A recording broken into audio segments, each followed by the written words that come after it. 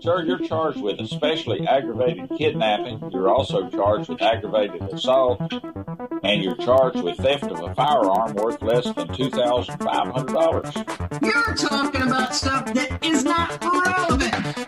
Hello and welcome to the Court of Public Opinion. I am the recovery addict, and boy do I have a case for you today. Why is the dog chewing on this guy? I think they have got the wrong guy there. Got the wrong guy, and the dog was biting him. He roughing him up quite a bit. There's a lawsuit. 9 out of 10 judges prefer watching the Recovery Addicts live stream in their courtroom. The fireworks are not done. Now we're getting commentary on the case. Dahil mihi Anglican, foreign service Latino. Did the defendant find out how the FBI finds people in this case? Oh, she found out.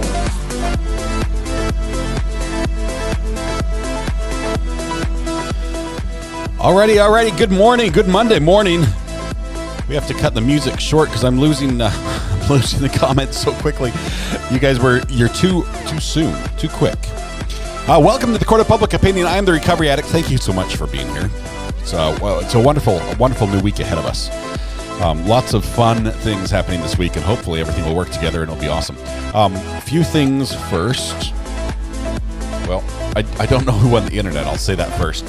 So let me start with a couple shout-outs. First, Dinah Do 420, hi RA family, and my Brandy and JT Cult family members, and of course my PLM love you, my PLM. Love you all so much. Thank you all. Dinah Do, thank you so much. I appreciate that. I think we have another one in here that was, let's see. Wait for it. I think, did Katrina win the internet this morning? Can someone verify? I think Katrina won the internet. That's the first one I saw anyway. Let's see. Yep, it was Katrina. So congratulations, Katrina, you won the internet. First, a quick message. Nice shirt, boss. Thank you. Oh, I need to do this. Hang on. Hey Siri, turn my lights purple.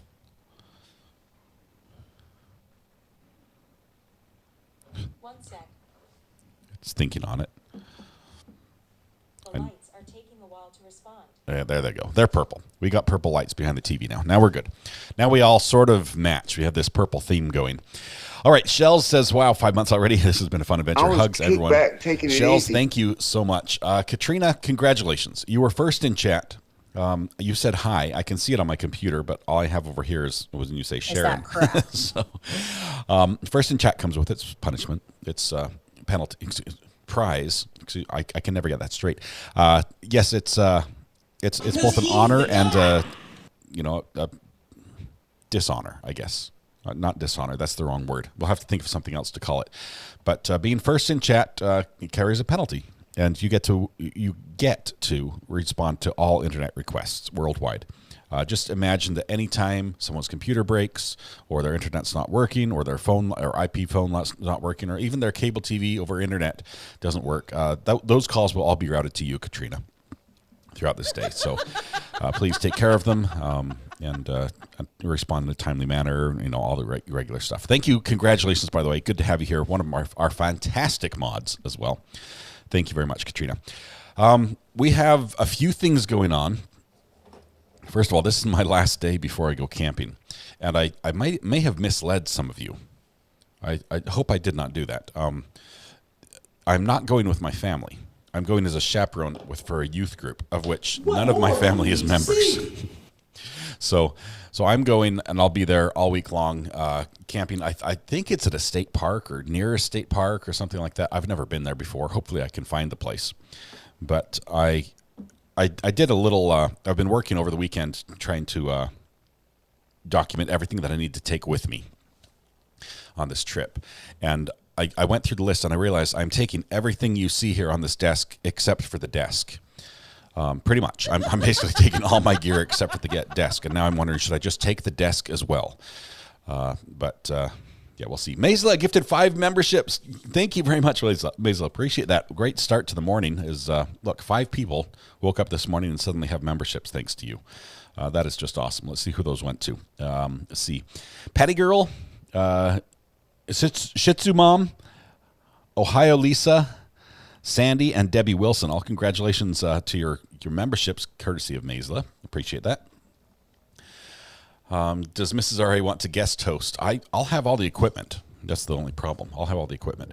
We have one item of equipment that is coming today.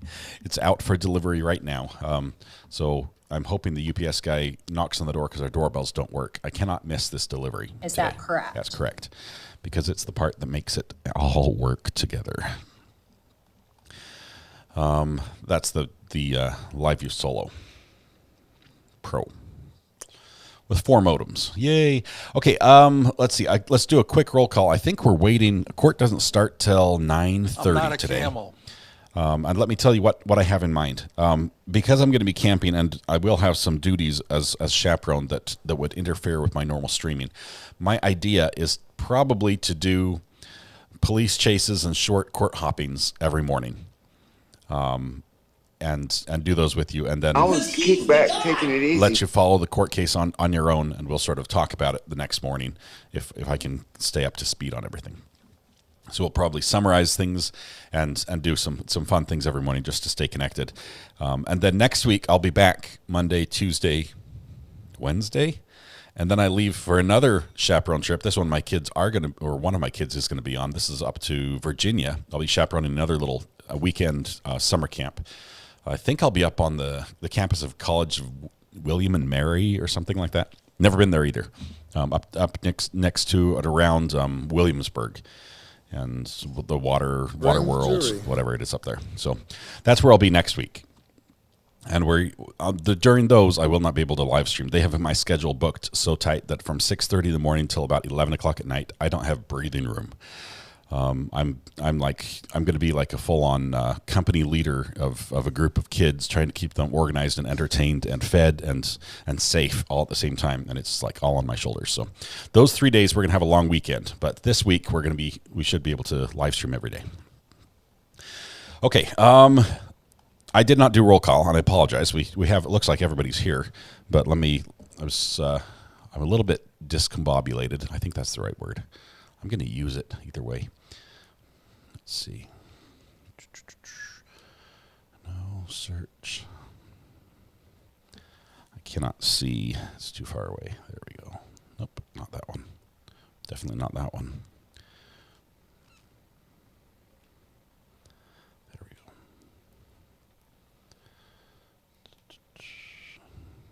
go. Okay. All right. How's everybody doing this morning, first of all? Let's do a quick rundown, see if anything jumps out at me. I'm looking for my name. Good morning, Tommy JJ. Welcome. Good to have you here. Let's see. It's we're supposed to have storms today. I'm going to have to talk to Weather Watch about that.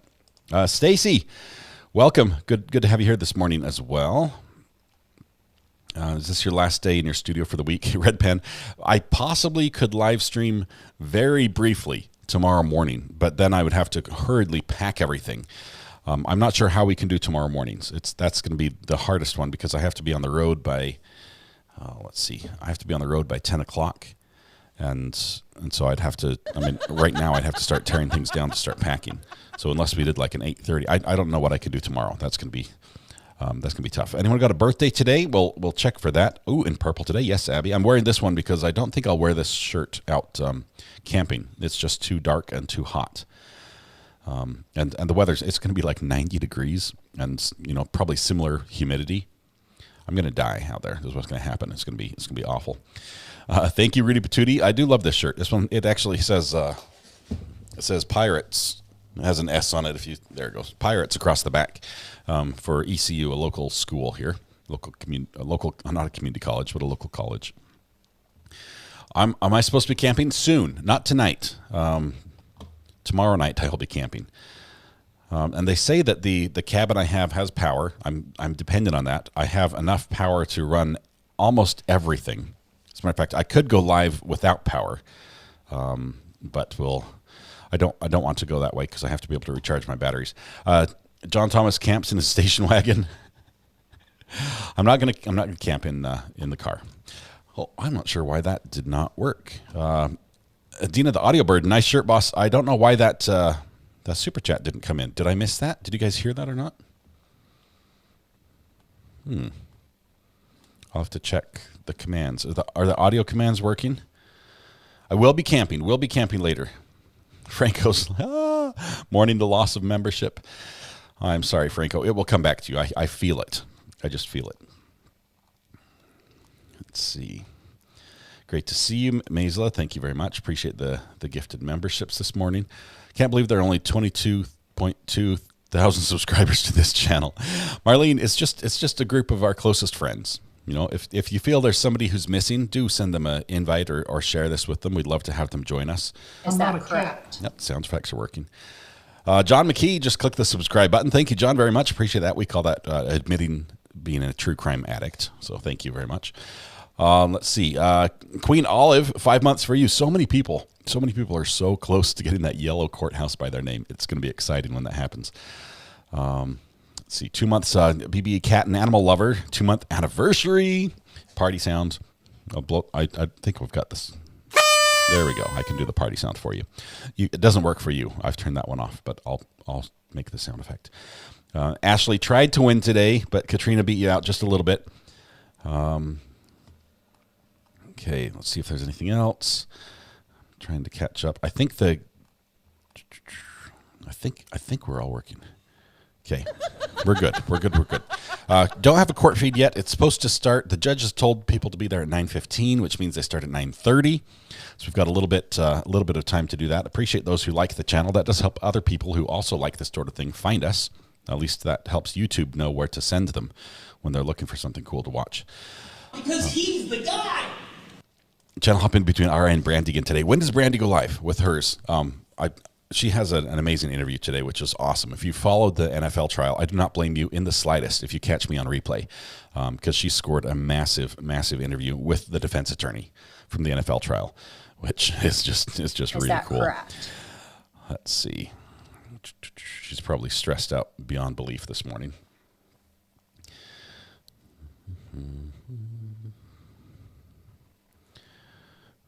Looking for Brandy really quickly.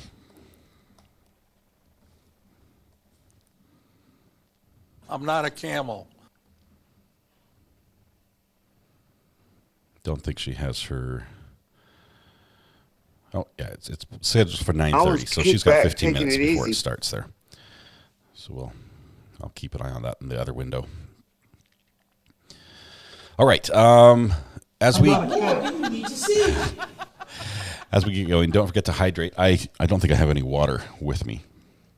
I forgot to even get water. I've got like a little bit left over from Saturday or Friday. And it's gone. Did the judge ever address the jurors being on camera?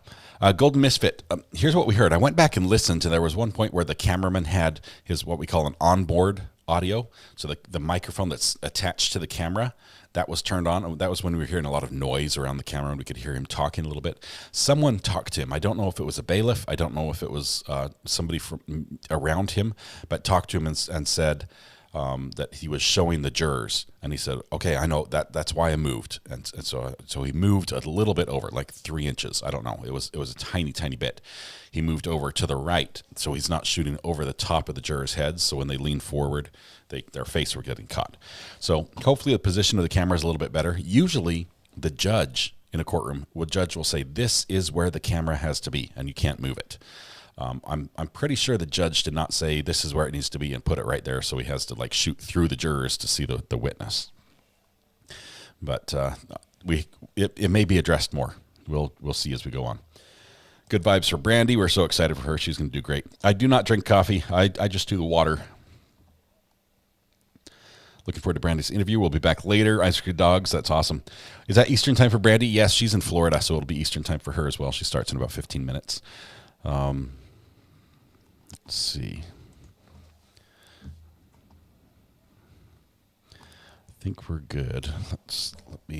I've got one car chase ready for I think it's going to be Wednesday morning. We're going to do a car chase, and then we'll see how the signals work. I'm trying to make sure I have video available in case I don't have access to the internet out there as far as downloading goes. So I've got videos that I'm stored up, and so I've got a car chase from a couple days ago. That's a pretty good one.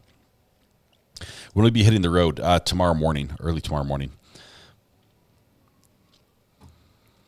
New Bunk Foss, welcome. Good to have you here. Happy Monday morning. Hope your week looks absolutely fantastic. It's a good week. It's summertime for most of us. The nectar of the gods. Speaking of nectar, one of the things I'd like to do as a kid was watch hummingbirds. They live pretty much across most of the United States. I don't know about overseas. If you guys have hummingbirds, hummingbirds are for those that don't have them. I'm assuming somebody out there doesn't have them. They're a very small, almost one of the smallest birds you've ever seen. A full-grown adult can be just a couple inches tall, including the tail. And their wings beat like 120 times per second or something, and that's why they call them hummingbirds, because it goes. That's the sound they make when they fly, just from the wings beating so fast, and you can't even see them. So it's not like flap, flap, flap. It's just a blur. But you can set out these hummingbird feeders that have nectar, or fake nectar. It's basically sugar water for them, and they'll come and they'll drink that. But as a kid, I would go out there and watch them, and I learned that if you hold still, they get used to being there, and they'll come and they'll feed just fine. If you move, they'll get scared away. So I actually got a ladder out, and I'd stand up right next to the hummingbird feeder, and they'd fly right in, and they'd look at your eye, and they'd dart in at your eye, which is scary because they have like this long, like spear-type beak, and they'd fly at your eye because there's a reflection, but they would never hit me. And eventually I just put my finger out next to one of the little flowers, the little fake flowers, and the hummingbird came over. At first it would try to, feed out of a different flower, but I'd move my finger, and all you have to do is just touch where their feet are with your finger, and they'll just sit on your finger. They'll stop flying, they'll just sit there, and you can hold a hummingbird, and it weighs nothing. It weighs like a feather. Anyway, you mentioned nectar. That's where my mind went. Had a little squirrel moment. You can hold hummingbirds. That's the lesson of the day. When is the purple mug going to be available? Connie, I cannot find a supplier that makes the type of mug I want in that color. I can find it in a very, it's almost like a shot glass. It's much smaller. I like the big mugs, the something that's substantial. But I would have to I'd go to about 3/4 this size to go in purple. Let's see. Have a lot of them in Southeast Texas. Love the hummingbirds, says Kim. If I'm wearing red on my deck, they'll fly in front of my face. They think you're a flower. That's what it is. Need to re-up my hummingbird feeder. Need to replace it every other day. Wow. You've probably got quite a bunch of birds. There's a chance you may have some other birds as well, because if you don't have the guards on the flower that prevent like a larger bird from drinking nectar out of the flower, you may have something like a western tanager come, which is a yellow and black and white bird that'll come and land on the flower, and they'll tip the whole hummingbird feeder, and it'll basically just dump out, and they'll drink it as it's dumping out. Usually it takes a little while for hummingbirds to drink all the nectar, unless it's a very small feeder. Yep. Everybody has hummingbirds, apparently. Orioles love it too. Yes, even if you don't have hummingbirds, you just put the feeder out and suddenly they appear. It's like magic. Bats also drink the sugar water. I did not know that, Rudy Patootie. You're supposed to replace the water every other day on hot days regardless. Didn't know that either. I keep it in a shady. I've always had them in shade, but so it doesn't get too hot. So today in Utah, there's a hearing in Park City for the lady accused of poisoning her husband with fentanyl. Is that the Corey, what's her last name? Is that the one? That case looks like I so badly want to cover that one. First of all, it's back in Park City. It's the same place we had the ski trial with the celebrity. Who was that? What was her name? What was the lady's name that... I don't remember her name. It's escaped me. But the same place we had the ski trial where the celebrity won. Gwyneth Paltrow. Thank you very much, Ritz. Thank you. I appreciate that. So it's a pretty location. That's where they did the Olympics, the Winter Olympics, many years ago. I think it was 2002 Winter Olympics there. I got to actually participate in some peripheral events around that. Okay, I put grape jelly out for the Orioles, and now all the birds like jelly. You're getting them started on a new addiction. Okay, Corey Richens. I think refresh my memory. What's the hearing about today? I don't think it's actual, like, it's not proceeding forward. It's got a while before it'll be in trial. Is it a gag order, or I don't know. We'll look at that. All right, still waiting for a feed from the courtroom for today. Let me just double check that again.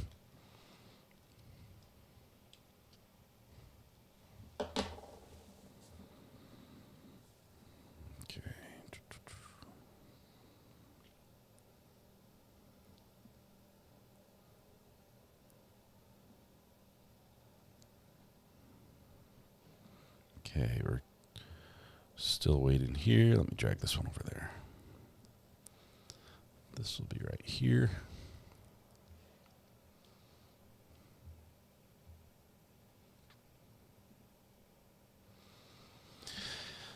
She wants to be released from jail. Oh, of course. Of course. Golden Misfit, I heard that she'd actually Googled, everyone's Google searches come in court now.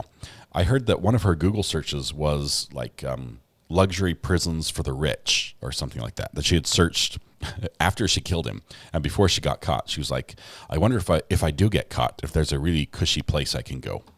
Can I just request a really nice prison that's more like a, like a Caribbean island type thing with servants and everything else. I don't think she's going to get that if she gets convicted. Whether she can get released on bail. How am I supposed to choose between you and Brandy this morning? Christy, if you are conflicted, let me tell you this. Go over to Brandy's channel. And I say that because we're following the same trial that's probably going to have a lot more of what we've seen before. But it's not every day that you get to interview the defense counsel in a huge trial. So I would say if you're conflicted, go check out Brandy. You can always catch us on the replay. Brandy's amazing. As I've said from the get-go when I've talked to Brandy and JT, there's enough internet for everybody.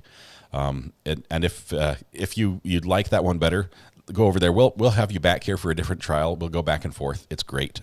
We're good friends, and don't feel like you're cheating on one or the other to go watch what you're most interested in. I think that's why we provide the variety that we do, so we can make sure we get you entertained and informed. So another month has flown by, says Last Poet. So proud to be a member and a friend. Love to all, with all the emojis. Thank you very much, Last Poet. 5 months. Thank you. I feel bad because Ari introduced us to Brandy, and now I feel like I'm cheating when I live stream there. I Rescue Dogs, don't. I will tell you this. I told Brandy when she first started, I said, Brandy, that you will pass my channel, first of all. And I said, you're smaller now, but you are rapidly growing. She has everything that's a recipe for success in her channel, and she's doing it right. So I'm super excited for her. I can't wait for the day that she does, surpass my channel and just explode. And interviews like today are going to help her do that. Let's see. One day she'll invite me as a guest on her channel. I think that would be fun.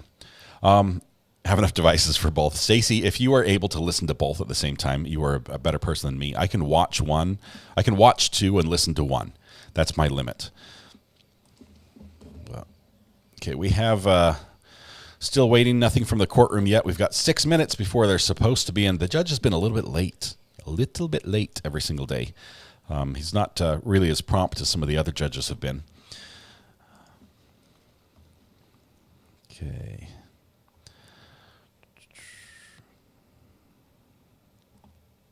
Yep. Just like both the streams and watch the one you're interested in. That'd be great. Corey Richards, they will decide if she is a flight risk or dangerous to others.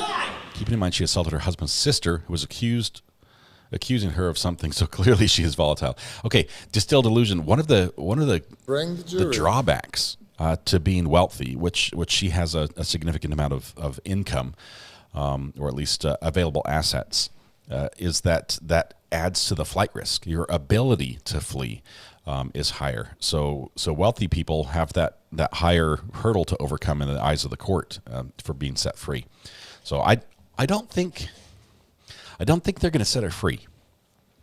She just seems a little bit off to me. Thank you, Dinah Do. Appreciate you. Thank you very much. I love what you do over for Brandy as well. Because she's the guy. Who says that? Carrie Brooke, because she's the guy. Corey Richards, I mean. See, Tammy Coleman that says, correct? I absolutely respect how humble you are. That's not me. We heard about that in church yesterday and just know that I know there are big things ahead for you. Thank you, Tammy. I appreciate the positive thoughts. I'm loving this. Honestly, this is a dream come true for me. I never thought it would happen. I never thought I could be the person who did it. I always thought I would like to be support crew for a YouTube channel, but to be the face of the YouTube channel is just amazing. I didn't think I had that in me.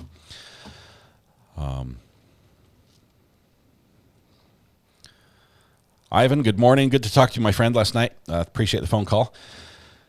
Let's see. Has anyone seen a picture of the house Corey Richards was building? Oh, my goodness, Selena. This is something you need to YouTube. The house Corey Richards was building. She bought a partially completed mansion. There's no other word. It's a mansion, almost a castle. Just bizarre. Doesn't appeal to everybody, but it was huge. And it was in the process of being built. They stopped building it, and basically, the day after her husband died, she signed the paperwork. And her husband was like, "No, we're not buying that." And then now he's dead, and she's like, "Well, now I'm buying it.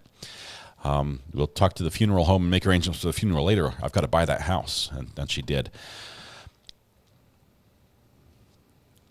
The creative beat. Debbie says, "When I watch Brandy, I feel like the college kid that comes home and hangs out with their friends, but they always come back home." What trial is Brandy featuring? Thank you. Distilled Delusion. Today, she's going to be dealing with the NFL trial. She has the defense attorney in the NFL trial. Mark, I have to look up his last name because I can never remember. Mark Scheiner is going to be on, and so he's going to be doing a live stream with Brandy, an interview. It's going to be awesome. It starts in like 2 minutes.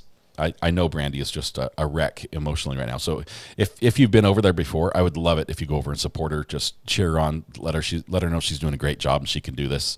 This is a huge step for her, but it's going to be awesome. Anyway, she's following that one. I think she's going to be picking up on the Nellie trial after that, which we will not be doing. The Nellie's a double murder. It's another, dare I say, it has the appearance of a gangster type trial. Can you fill me in on how Judge Bruce Schroeder's got in trouble listening to your podcast in court? Golden Misfit, I can. The judge, he didn't really get in trouble. This is the weird thing. He did something I believe he should not have done, but there's no rules against it. And oftentimes what a judge does in a courtroom is entirely up to the judge. So during court, during the Zachariah Anderson trial, the judge had requested to go back and see the video from the Pool TV source to see what one of the attorneys had done that had been captured on the video. And he watched that. He signed an order, requested that information, got it, watched it, and then wanted to see more than what he had ordered. And so they said, well, you only ordered that, so that's all we gave you. And so he went and found a live stream that he could rewind on. Well, he found our live stream. And so he rewound on that. But when he found our live stream, he just pulled it up. Instead of rewinding, I think he rewound later in the day, he just pulled it up. And so he had our audio playing on his laptop, which was picked up by his microphone. And as the jury was walking in, my voice was being played over the courtroom audio. So that's what happened there. So it was that's why he commented and said, now we're getting live stream on the commentary on the case, because it was me. The commentary was not very kind to the prosecutor at the time, and I wasn't impressed with what the prosecution was doing. Anyway, that's what happened there. Okay, yes, the voice in the courtroom. It was it was this right here, the end of this soundbite. You'll hear actually him. 9 out of 10 judges prefer watching the Recovery Addicts live stream in their courtroom. The fireworks are not done. Now we're getting commentary on the case. So that was part of it. The fireworks are not done. That was part of what played in the courtroom. And the judge's response. Now we're getting commentary on the case. My face, yes. I think I went white as a ghost and just I didn't know what to say, but it was funny. It was funny to watch. I can laugh about it now. I was so worried at the time that it would cause a mistrial. The cost of a mistrial is just it's astronomical. There's so much money wrapped up in a trial every single time it takes somebody through a full trial. So All right, we're still waiting for a feed here. I know Brandy is starting right now, so I want to give you guys a heads up. Those of you who are waiting for her to start to jump over there, now's the time. Don't feel bad. Don't feel bad going over there. Please do support her if you want to watch that. If you're not interested in the NFL trial, stay here. We're going to keep going live if you'd like. It'll be a little quieter. Just we'll probably lose 100 or so people that are our 13th addicts, and they'll be back soon. I did stop breathing when it happened. I was in shock.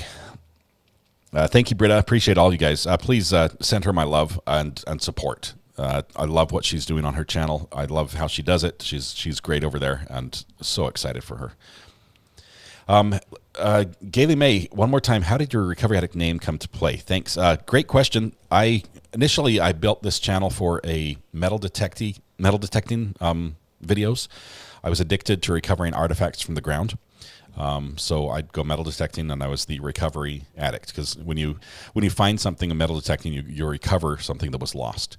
And I was addicted to that. So I did that way. But I also have my own experience with addiction, not traditional addiction as you might view it, but on gaming, on computer gaming, which I fell deep into a hole and nearly lost everything that I love because of it. And thanks to an amazing wife and great support system, and I was able to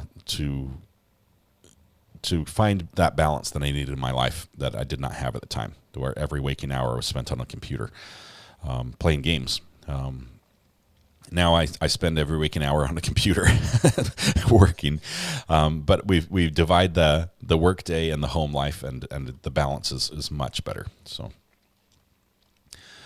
the murder trial is YNW Melly, not Nelly. Okay, so I spelled that. I said that wrong. I have not followed the details on that, and I know it's double murder. But okay, we just got courtroom feed on our trial. Give me just a second. We'll get that pulled up and set up. Okay. Nicely done, nicely done. Got audio. There we go.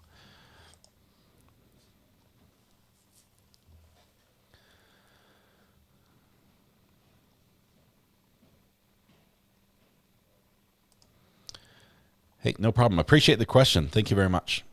Cachette, good to have you here.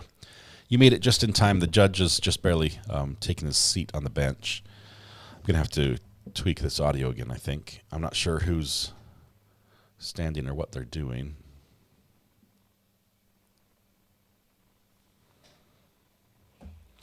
And the video dropped.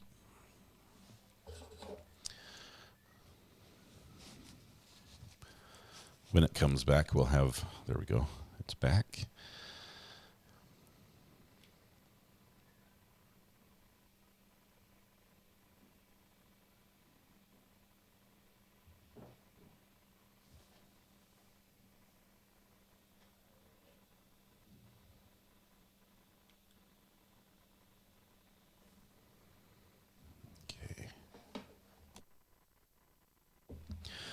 All right, so who here watched the UFO guy? I have not watched any of it. I know we talked a little bit to Dr. G last week about the UFO guy. I have not watched any of the news stories. I heard there was something in Nevada. Is that the same one? There's a news story about the family in Nevada that says something flew over the sky. It was caught on body camera video from a police officer, landed in their backyard, and they saw a couple of aliens or something. Is that the same guy, or is that different? NFL trial is over. He was found not guilty, Allison, but now Brandy is interviewing the defense lawyer in that trial.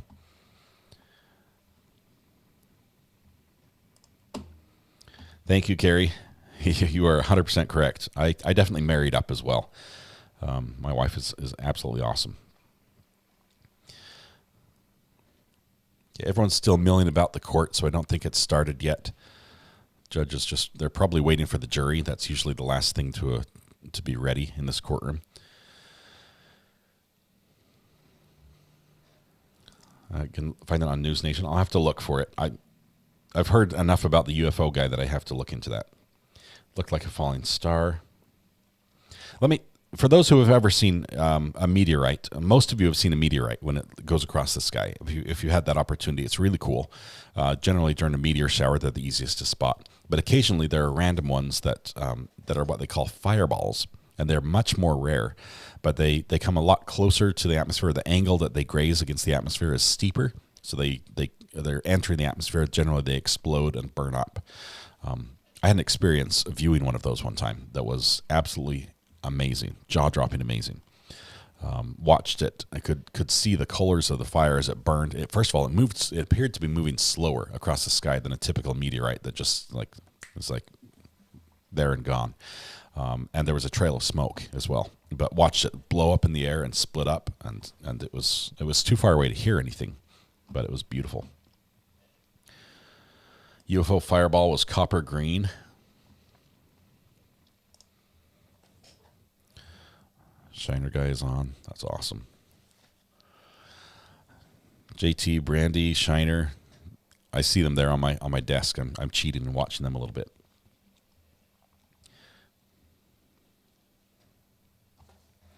I have to keep their audio off. Why do I? Hang on. Why do I not have the audio that I should?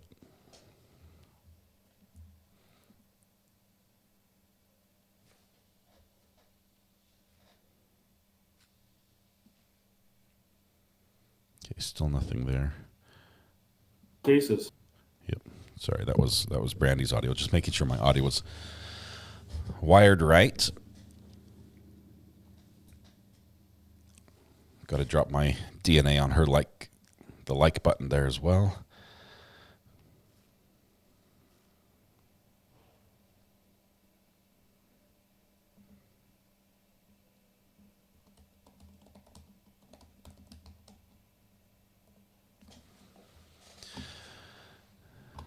All right.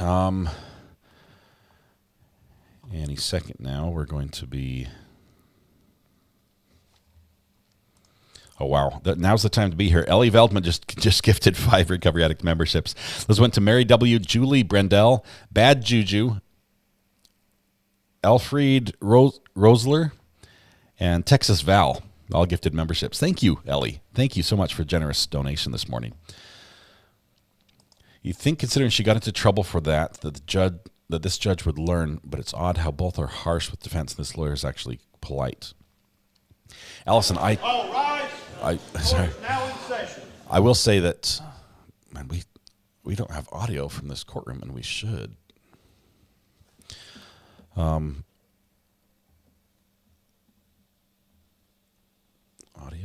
everything's up. Okay.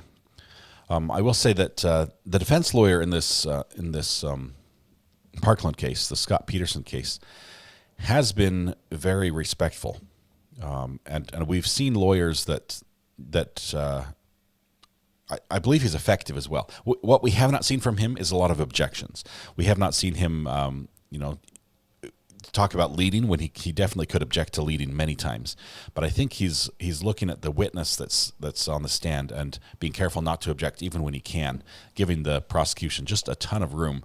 And I think he's actually winning some points with the jury because of that. Just how respectful he is. He's very careful with witnesses that are, in a delicate state because of their experience. Like that. Selena just gifted another membership. Thank you very much. That one went to Ashley R. Congratulations, Ashley. I bet aliens would be awesome bluffers. The defense of the Nicholas Cruz case deserved it, to be fair, but this case he doesn't yet. Both judges are harsh with the defense in Parkland case. Allison, yes, both judges clearly seem to have favorites, right? And it was not defense. It actually got the judge in the original trial, the original shooter trial, it got her in trouble. 10A. I have Ms. Gomes, Mr. Kilburn, Mr. Klinger present for the state. I have Mr. Igars present with Mr. Peterson, who likewise is present. We are outside the presence of the jury. State, is there anything you need me to address before we get the witness back on the witness stand and go forward with the cross-examination? Judge, just one thing. Our third witness of the day works in an undercover capacity, and so he'll be wearing the full face covering. I did let defense counsel know, letting the court know, in case he plans on raising any objections, maybe we can deal with it before the witness walks in, so the court's not caught off guard. As I told the state, I have no objection. You have no objection? Zero. Look at that. Okay, so without objection from the defense, I guess we'll proceed as the state wishes. State, anything else? So they're going to have an undercover officer. Defense, anything you need me to address? No, Your Honor. State, can I ask you, did I see some evidence with Madam Clerk from Mr. Cruz's trial? Yes, Your Honor. Some of the shell cases. Are they going to be entered into evidence in this case? Yes, Your Honor. Okay. It'll be this afternoon, yes. Do we have, what I'm most concerned about is that I don't want, I mean, it's not the usual, like with co-defendants, but are the stickers going to be affixed in a manner so that the jurors are unaware that this was evidence in the other Yes, case? that's the intention. I already spoken to Ms. Wilcox that I'll be putting the stickers exactly over the stickers as they Yeah, were. in the but first. we've had great experience in that area, again, dealing with co-defendants and trying the same cases multiple times. So I just want to. Wow. They keep saying the word co-defendants. Not the white sticker, the pink sticker. You're talking about the barcode. Yes. What does the barcode, is the barcode have any words on it, or does it just have a barcode? We'll take a look. They keep using the term co-defendants. Barcode says, for instance, looking at Broward Clerk Reports, State Exhibit 240, date 10/13 of 2020. It has a case number and it has a description. Do you have any objection if those stickers are on there? No, Your Honor. Okay. So, and you understand, if you did, I would figure out some mechanism or procedure where they wouldn't be on there. You have no But I objection. don't guess it's a secret that there's been a prior trial. No objection at all. Okay. State, anything else before we get going? No, Your Honor. In defense, you're ready to proceed? I am, Your Honor. All right, one thing I do need to put on the record, this is regarding the continued issue with juror number 6. I did communicate with the head of the Human Resources Department of her company. I'm going to keep all that information for me at the present time. By my count, this is day 7 of the trial. She has 10 days before her company's policy, I guess, requires her to start using her PTO time, which obviously I don't want that to happen. I'm currently waiting on communication from the head of their legal department and or the CEO of the company. I will share with you, since I had to go a little deeper into this, that the revenues of this company, which juror number 6 works last year, was $7.8 billion. $7.8 billion with a B. So I have very high hopes they're going to be able to pay her for her jury service. And I told them if I can't resolve the issue at this point, I might resolve it in a more public manner, but hopefully. The judge is going to out. That will resolve the issue, but I will keep you updated. Out the company. Okay, so then can we get the witness back on the witness stand, please? I'll put him under oath and then we'll bring the jury back in. First of all, I think the company is doing everything legally it's required to do. Unless Florida law is different, I just, that's going to be, holy cow, that's going to be interesting. Okay, just for an update, we also have, let me see if I can pull this up here. We're on, as far as our sustained objection counter, we're on 36. Let's get that ready here.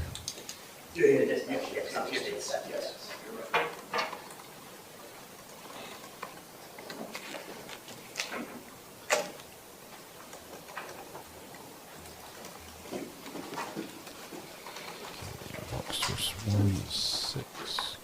2 is.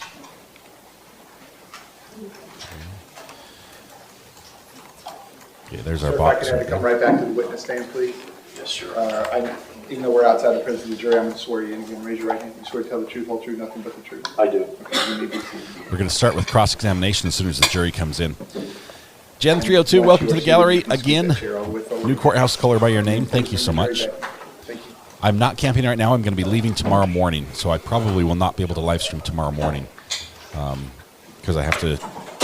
I mean, I'd have about an hour before I have to drive away, but I have to pack up all this stuff, and there are literally close to 45 cables I have to wind up and set up. It's a bit of a production, so it's going to take some time to pack that up.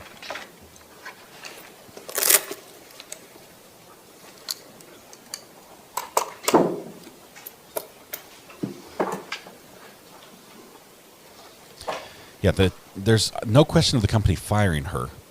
The company's requiring her to use PTO. I'm not sure if they're requiring that. Florida law is different. They need to be overturned. We'll have to look into that. Maybe there's somebody in Florida. I'm gonna have to reach out to Brandy since she's down there after her interview is over.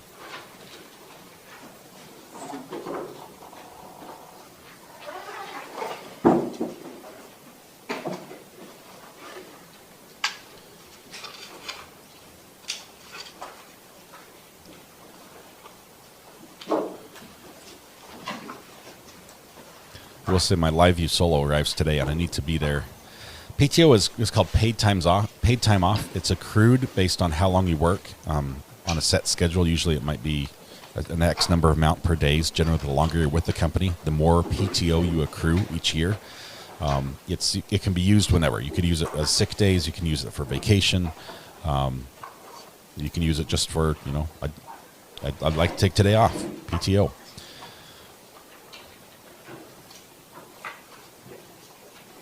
Mrs. R.A. has a full week while I'm gone camping. She has a ton going on.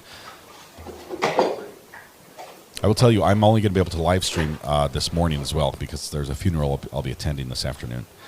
So I have to take that part off.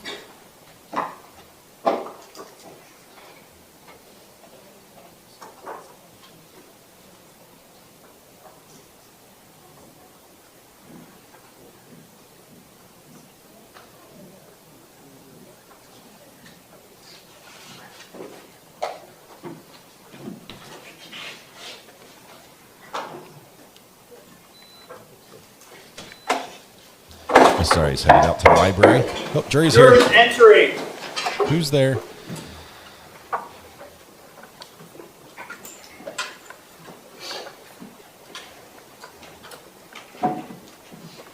Ladies and gentlemen, welcome back. Come on in. Once you're back at those same seats, you may be seated. Is the audio okay for you guys? All right, all the parties may be seated. Ladies and gentlemen, those of you using the notepads, I'll give you a moment to get those notepads back out.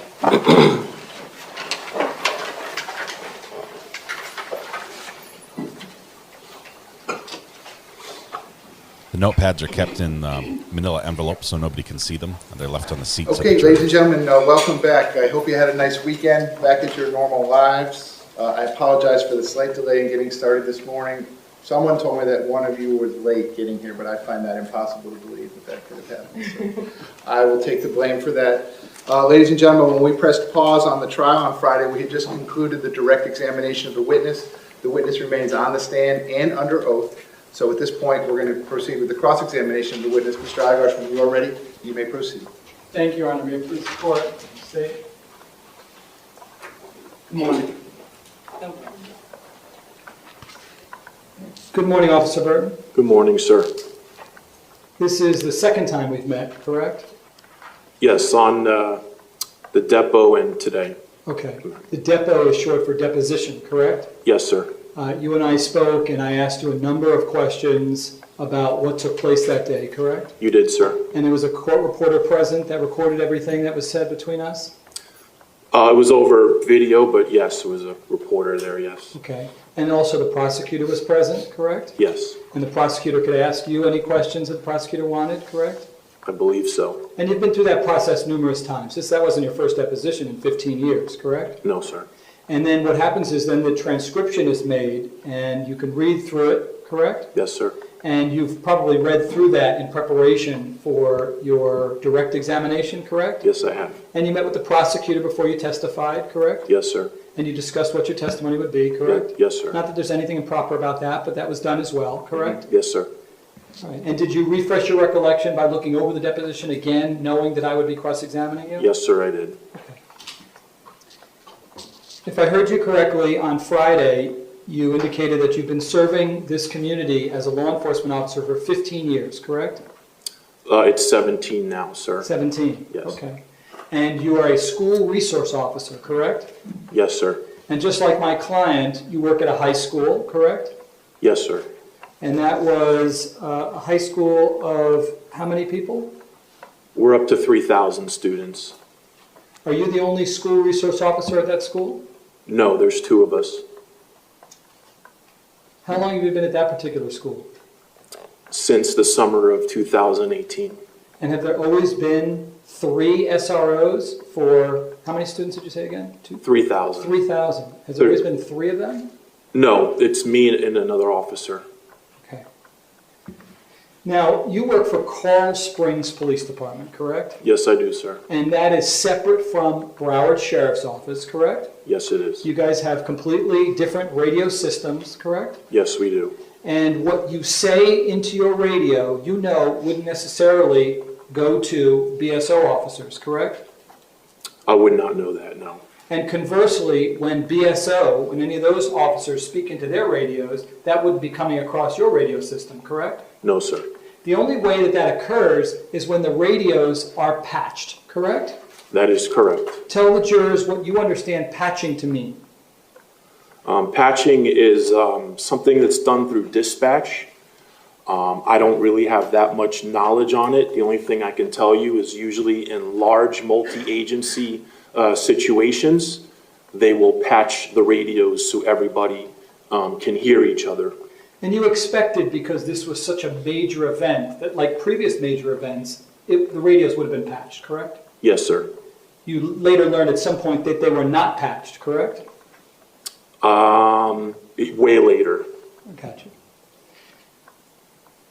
Monitoring your radio is not something that they tell you in the academy is like optional, correct? No. You're supposed to constantly monitor your radio because you'll be held accountable for whatever dispatch is saying, correct? Yes, sir. And what fellow officers are saying as well, correct? Yes, sir. And especially when you're reporting to the scene of an active shooting, you're going to pay particularly close attention to your radio, correct? Yes, sir. Because you're getting real-time intelligence that could be critical to your life when you're showing up at a scene, correct? Yes, sir. So on your way to Marjorie Stoneman Douglas High School that horrible afternoon, you would have then, as you're monitoring your radio, heard dispatch announce at 2:26:31 to Coral Springs officers, there is an active shooter working at Douglas, multiple gunshots being fired. Do you remember hearing that? Yes, sir. You also heard Sergeant Bill Reed inquire as to whether there was an active shooter at Douglas High School, correct? Yes, sir. And then dispatch confirms right after he inquires, yes, shooting confirmed. We're getting phone calls now. Our 911 lines are blowing up. You heard all that, correct? Yes, sir. And you knew that before you even arrived at the school, correct? Yes, sir. What you didn't know when you arrived is how many shooter or shooters there were on campus, correct? I did not know. Tell the jurors what the +1 rule is and how you're trained in the +1 rule, please. Okay. Anytime you respond to an active shooter, there can always be more than one shooter. If you find one shooter on scene, you're going to have to maybe expect there's another one, and so on and so forth, 3 to 4. So you remember thinking that as you're arriving on campus, even if you might have heard about one, you're constantly thinking there could be more, correct? Yes, sir. And when you arrived, you did not know precisely where the shooter or shooters were located, correct? I did not know. When you arrive, you called to dispatch to get your arrival time, correct? No, sir, I'm confused. Were you told by dispatch that your arrival time was 2:27? I called on the phone the following day to write my report. Okay. Yes, sir. And you learned that your arrival time was 2:27, correct? Yes, sir. That would have been 35 seconds before the shooter stopped firing, correct? Yes, but may I explain? Okay. Okay. When the call came out, when Sergeant Bill Reed said that there was, asked if there was an active shooter, then the dispatcher confirmed. That's when I turned on my lights and sirens, and I said that I wanted to say 97 the area, but instead I just said 97.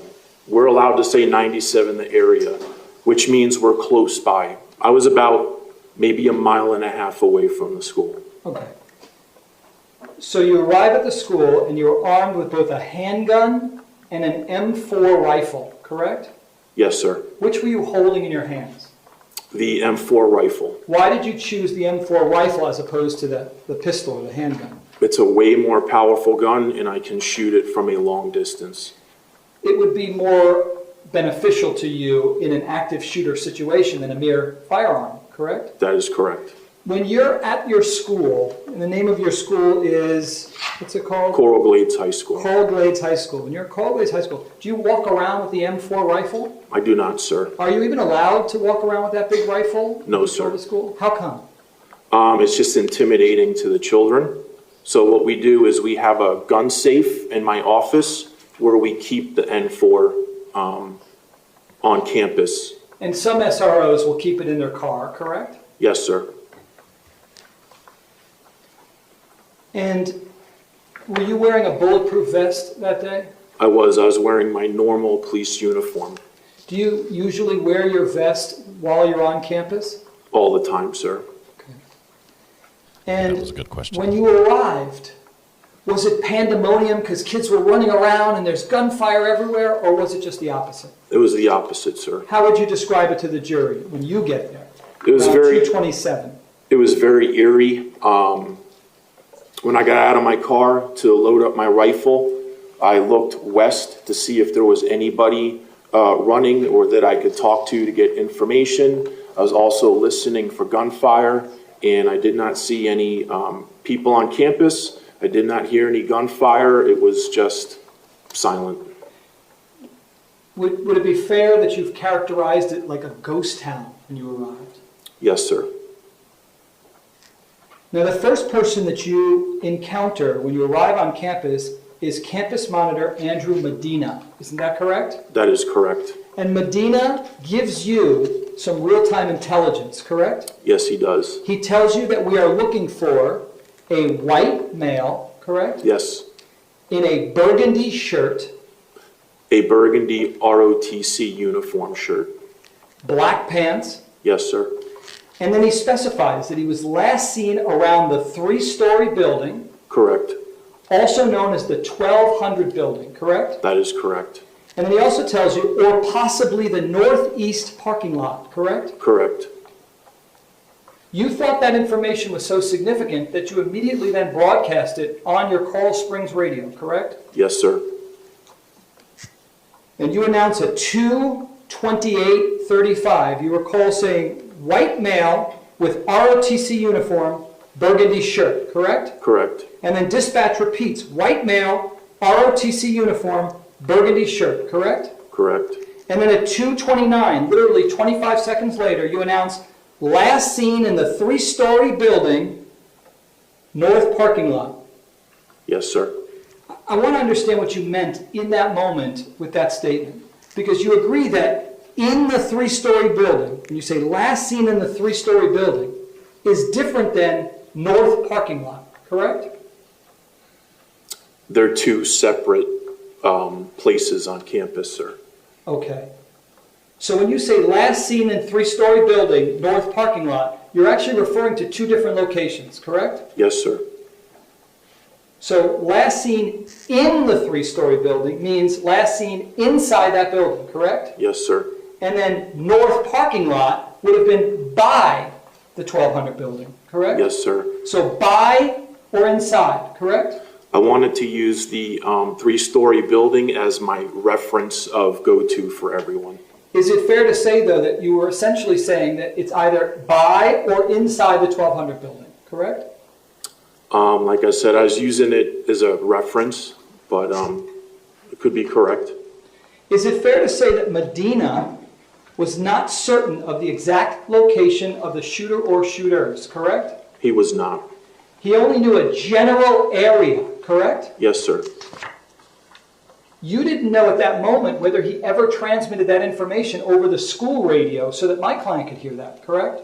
I didn't know that. And nor did you order Medina, and this is non-judgment. None of what I'm saying is judgmental. I'm just asking you factually. You never ordered Medina to then get on the school radio and announce that information, correct? I did not. And you certainly never conveyed all that information to my client at any point, correct? I did not. Then 45 seconds after your transmission, at 2:29:47, you heard dispatch announce, Dispatch advises that there are 3 victims down in room 1216 in the freshman building. You heard that, correct? I did not, sir. You don't dispute that that came over the Coral Springs police radio, correct? At the time, I was under high stress, adrenaline, actively looking for a possible shooter in the parking lot. So I may not have caught everything that was on the radio, sir. Wow. At 2:31, you announce over your radio, I am on the east side of the 3-story building near the parking lot with my long gun, correct? Yes, sir. Why is it important for you to tell your fellow officers where you're located? So there's not officer on officer fire, and it also gives them another reference of where to respond. So when an officer announces on their police radio, 1200 building or parking lot or giving a location, they're being of service to their fellow officers, correct? Yes, sir. To better serve the very children that they're there to assist, correct? Yes, sir. And faculty and staff, correct? Yes, sir. You immediately continue in that 2:31:31 transcript. You say, I will let you know where it is. It's the 3-story. I'm objecting here, sir. Yeah, that's his thing. Do you recall getting on your police radio and saying the following? I will let you know where it is. It's the 3-story building at the northeast corner. It's considered the freshman building. Do you remember saying that? I don't remember saying that, but if it's on the transcript, I must have said it. That information you never conveyed to my client, correct? I did not. It went out over your radio, Coral Springs radio, which you believed was patched with BSO, correct? I had no idea if the radios were patched yet. But you learn literally 7.5 minutes later at 2:39:18 when dispatch tells you, we need to get these radios patched with BSO. You heard that, right? I'm objecting here, sir, as well. Yeah, that's his thing. Did you or did you not hear dispatch inform you that the radios needed to be patched with BSO? Same objection, Your Honor. Yeah, that's his thing. Mr. Igosh, what you're reading from is not in evidence, so you can ask this witness direct questions, but I can't have you reading to the jury items that are not in evidence. Go ahead. Did you ever hear anyone inform you that we're like working 2 separate operations unless the radios get patched? Objection, same objection, Your Honor. That is sustained. Did you believe if the radios were not patched that you would be working like 2 separate investigations? That thought never crossed my mind, sir. So Medina then drives you in a golf cart and drops you off at the northeast parking lot. Isn't that correct, sir? Yes, sir. And with all the information that you had, once you get to the parking lot, you don't run right into the 1200 building, did you, sir? No, I did not. You knew that a shooting had taken place, correct? Yes, sir. You must have known potentially that there were people that might have been harmed in the 1200 building, correct? I did not know that at the time, sir. Now, after you arrive, based on the information that you had a very general idea of where you thought the shooter or shooters might have been, correct? Yes, sir. You certainly couldn't narrow it down to just the 1200 building, correct? No, sir, I could not. It included a very large area of campus, did it not? It did. So when you get there, one of the possibilities on your mind is that the shooter or shooters could have been inside the 1200 building, correct? The first thought when I got to the parking lot was to focus on the northeast parking lot. I understand. My question is, in terms of where you're narrowing it down, right? Mm-hmm. One of the possibilities in your mind is that the shooter or shooters could have possibly been inside the 1200 building, correct? Yes, sir. Also, the shooter or shooters could have been on top of the 1200 building, correct? The shooter or shooters could have been anywhere in that general area. I understand, but I want to break down and you tell me if any of the places that I'm mentioning to you were something you completely eliminated or whether that was in the realm of possibility, okay? Okay, sir. So if you believe that the shooter or shooters could have been on top of the 1200 building, that would have included all the way west of the 1200 building, correct? Yes, sir.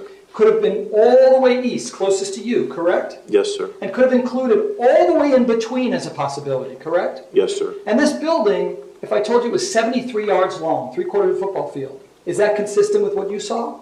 Yes, sir. It's a big building. You also believe that the shooter or shooters could have been on any of the sides of the 1200 building, correct? Yes, sir. So it could have been on the north side, which extends 73 yards, correct? Yes, sir. South side, correct? Yes, sir. And by the way, the areas around the north and south side, correct? Yes, sir. And then the west side, which you couldn't see from your position, correct? I could not see it, correct. And let me just specify, you can identify for us. I'm showing you what is already in evidence as Defense Exhibit 1. Is this the west side of the building? That is, it's not the east side. Correct. So this was the opposite side from you, correct? Yes, sir. You couldn't see Aaron Feiss on the ground from where you were positioned, correct? I could not.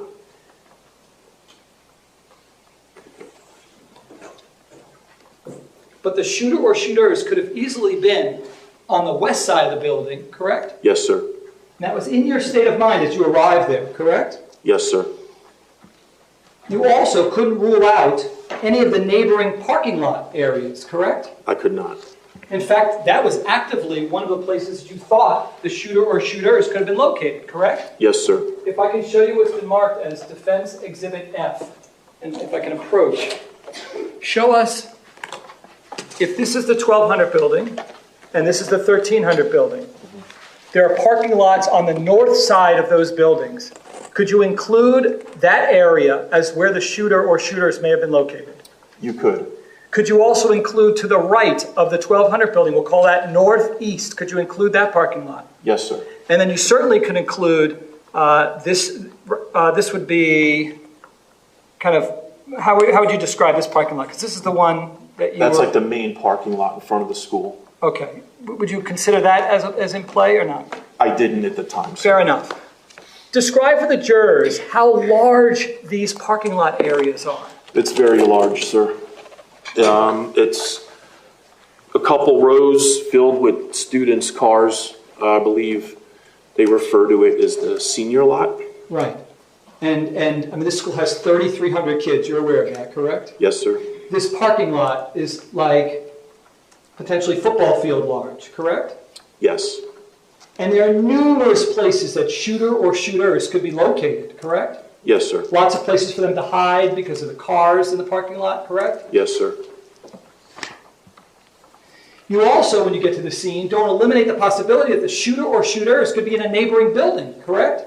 Correct. Like the 1300 building that we just looked at, that was also in play. You couldn't rule out the 1300 building, correct?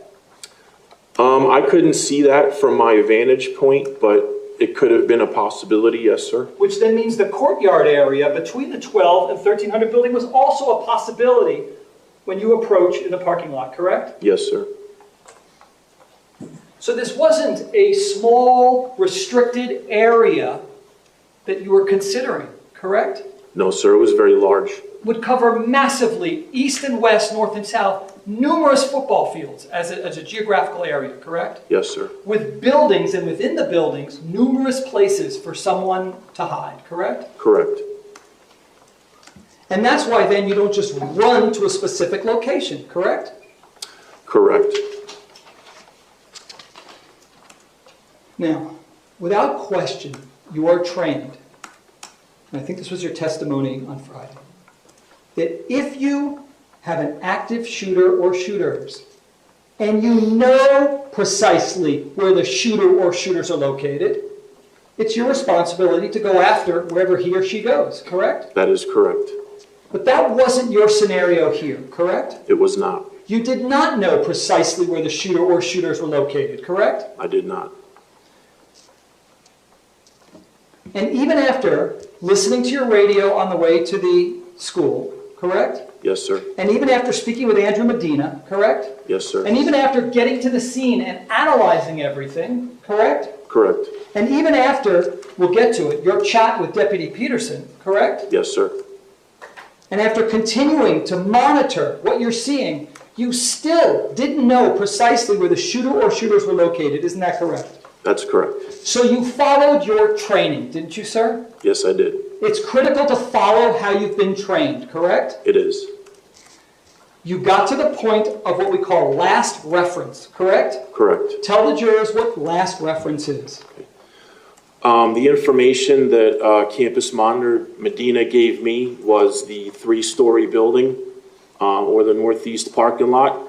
So I gave my police department the reference of the 3-story building as that's where we need to go. And so physically, you got to the closest parking lot area that you can get to the 1200 building, correct? Correct. And you positioned yourself literally in shouting distance from my client who was to your left, correct? That's correct. You didn't even need your radios to communicate. You could speak to him. He was so close to you, correct? We're about 40 yards apart. But no difficulty hearing what he was saying to you, correct? That's correct. And you relaying information to him, correct? Correct. And then what you do, once you get to the closest reference point, is you take a position of cover, do you not? I do, sir. Now, they train you not to take a wild guess and just start to run in any direction, correct? Correct. That wouldn't have been tactically sound in this scenario, correct? It would not have. Tell the jurors why, if you've got all these different options, you don't just say, I don't know, he could be in the 1300 building or the 1200 building or the football field, or let me just start running. Why don't you do that? If there's no sound of gunfire and you've reached the last point of reference, there's really no reason for you to be running all over campus. And or what happens if you hear gunfire, but you have no idea where it's coming from? Same scenario, correct? I would still try my best to respond to the gunfire, maybe a little more of a tactical type of search. It would be more difficult, but I would still make an attempt to find it, sir. I understand. Your scenario was you had no idea where to possibly go, correct? That's correct. And if that's the scenario, if you just don't know and your possibility covers football fields and football fields, what do? You take a tactical position of cover, don't you, sir? Correct. And that's what you did, didn't you, sir? Yes, sir. At no point did you ever believe, my goodness, we're dealing with one shooter, correct? Correct. That's inside the 1200 building, correct? Correct. Killing innocent children, correct? Correct. That's not the thought in your mind while you're taking a tactical position of cover, correct? It's not. Obviously, if you thought that, you're trained to go in, correct? Yes, sir. Now, we've been calling a position of cover and a tactical position of cover. Explain to the jurors what you call it, what you did that day. So, when Campus Monitor Medina let me out of the golf cart, I immediately ran to what's called a position of cover. I used a tree trunk and an SUV. I basically used the frame of the car to protect my body. This was a black SUV, correct? It was, sir. And using a concrete wall, for example, would provide the same type of protection, correct? Yes, sir. If there was a concrete wall, you would have gotten behind that concrete wall, correct? Yes, sir. But there was no concrete wall. You used a tree and an SUV, correct? That's correct. And you were as close as 30 yards to that 1200 building, correct? That is correct. And when you consciously chose to take a position of cover and not run in, that was a decision that you made based upon the limited information that you had, correct? I stopped between the tree trunk and the SUV to assess my next possible tactical move. Because you don't just go running in without thinking, correct? That's correct. Why, explain to the jurors, why you wouldn't just stand out in the open like this? We didn't know where the shooter was at, so I'm not going to risk getting shot. The smartest thing to do was to communicate to Deputy Peterson behind a tactical position of cover. Now, there's a difference between cowarding and taking a tactical position of cover. That's correct. Explain to the jurors what cowarding looks like. Cowarding would be ducking, hiding, not having your gun out. What was the other one, sir? That would be cowarding, right? When you're not taking Correct. your gun out. I forgot right? what the other one was. Tactical position of cover. Okay. What does that look like? Okay. In this example, it would be have your gun out, looking around for possible shooters, assessing the situation, talking on your radio, giving out intel. When you take your tactical position of cover, you have a visual on Scot Peterson, do you not? I do. He is off to your left, correct? That's correct. And the 1,200 buildings right in front of you, correct? Correct. And so you're looking at Scot Peterson, and you got a chance to look at him for at least 20 to 30 minutes, did you not, sir? I did. You could see him the entire time that you're there. Is that correct, sir? That is correct. Describe the position that you see my client in. When I first arrived to the tactical position of cover, I looked to my left and I saw Deputy Peterson with his gun drawn in a low ready position. He was using the concrete column as cover, and he was looking east and west. Okay. Judge, with the court's permission, I'd like him to demonstrate for the jurors what he saw. Sure. Thank you. Could you use one of the walls, whichever you're convenient with, and show us? Do you have? Probably it might be one of these if it's big enough. If this was a We can't see this because the jury's in the wall, okay, he was in a I'll demonstrate. position like this and looking like this, and then he and I were talking in this direction. Got it. There's your So he has his demonstration. gun out. In that demonstration, he's got his gun out. Yes, this is called a low ready position. Okay. And they train you to be in that position, correct? There's different positions, but this is one of them, yes. And I also, again, I don't want to supplement the record. I saw you moving your head back and forth. Is that what I saw? Yes, sir. Is that what you saw my client doing? Yes, I did. And you saw him not fixated on one particular building. You saw him looking east and west, correct? That is correct. In fact, you can sit down. Thank you, sir. Yep.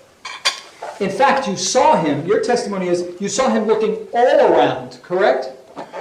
I didn't use the word all around. It was east and west. Okay. And you also saw him going from shoulder to shoulder, correct? That's correct. Both monitoring his radios, correct? Correct. And you're in the unique position of also being a school resource officer like my client. Yes, I am. Correct? So you have both a police radio, correct? Correct. And a school radio, correct? That is correct. So you've had thousands of times where you're monitoring both your school and your police radio, correct? That's correct. That's not easy to do, is it? It's not. Explain for the jurors how that could be difficult. Like right here would be my police radio. On my right shoulder, I use my school radio. The police radio is giving out city information, and the school radio is giving out the local school information.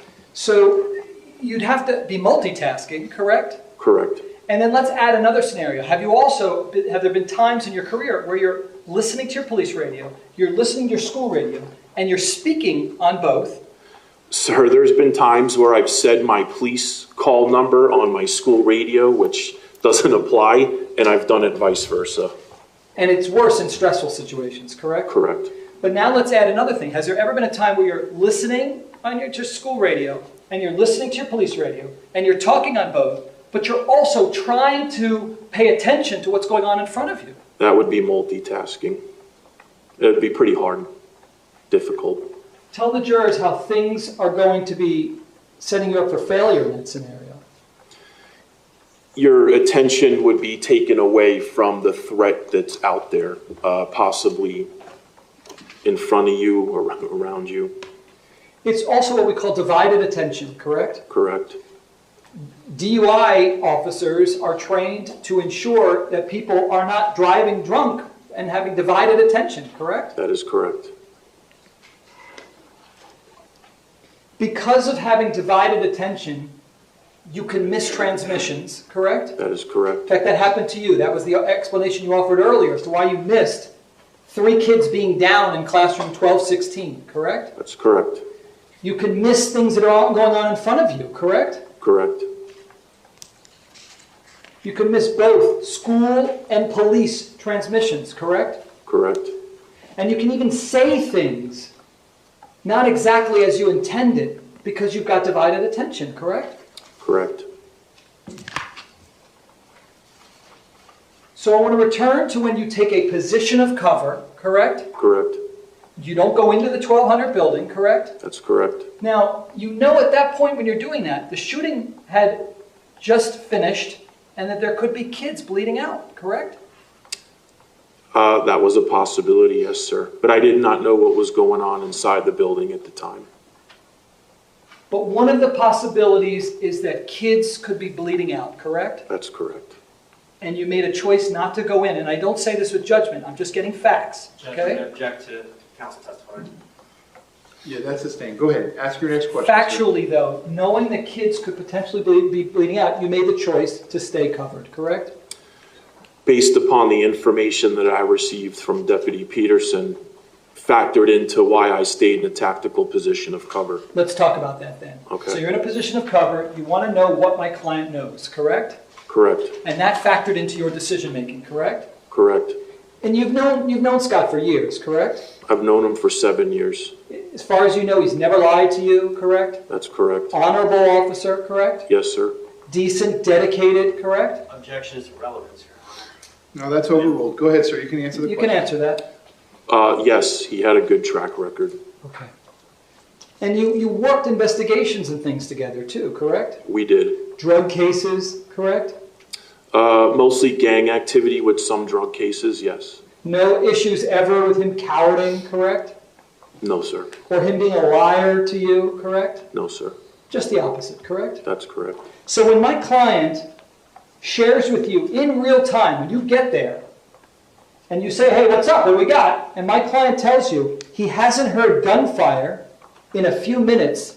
That's correct. You believe that, correct? Correct. And that was your understanding too, because you hadn't heard gunfire in the couple of minutes that it took you to get to where you were, correct? That is correct.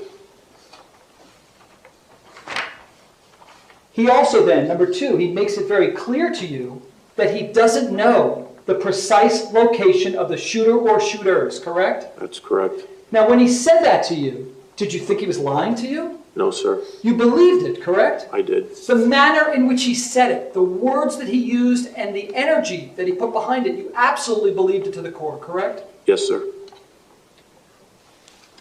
And the other thing he tells you, as you're facing him, correct?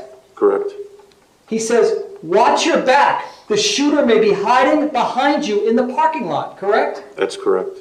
So you believed he genuinely was looking out for you, correct? I did. And you also genuinely believe that the shooter, if you can show us where he's referencing, if you could stand up, please.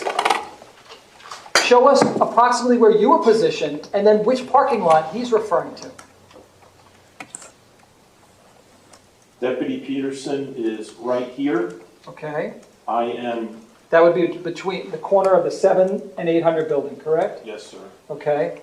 I'm just going to say I am right here by the tree and the SUV, so we're communicating back and forth. Uh-huh. So somebody could be hiding in this entire area right here based on his intel. And this lot right here is huge, correct? It's very big. Like football field huge, correct? Objection is asked and answered, Your Honor. That's sustained. Okay, you can have a seat.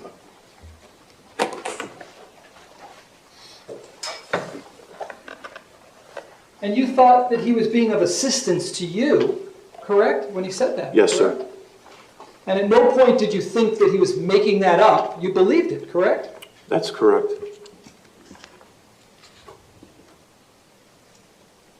And in that parking lot, when he said that, did you take another glance behind you? Did you look? I immediately turned around and I grabbed my rifle and immediately started to scan the parking lot. I also stood up on the curb to make myself taller so I could see over everything. And in your mind, especially when you're getting that real-time intelligence from my client, you're believing the shooter or shooters could be anywhere, correct? That's correct. Now,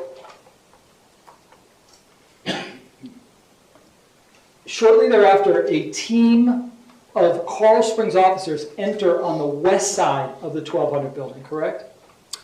That's correct, but I did not know that at the time. That was my next question. You couldn't see, from where you and Scott were positioned, you could not see the west side door where they entered, correct? You couldn't see this, No, correct? sir. You're somewhere on the other side of this building, all the way down here. You couldn't see that they made like a six-man entry into the west side, correct? I could not see that. So you certainly didn't know to join them to go in, correct? I did not know.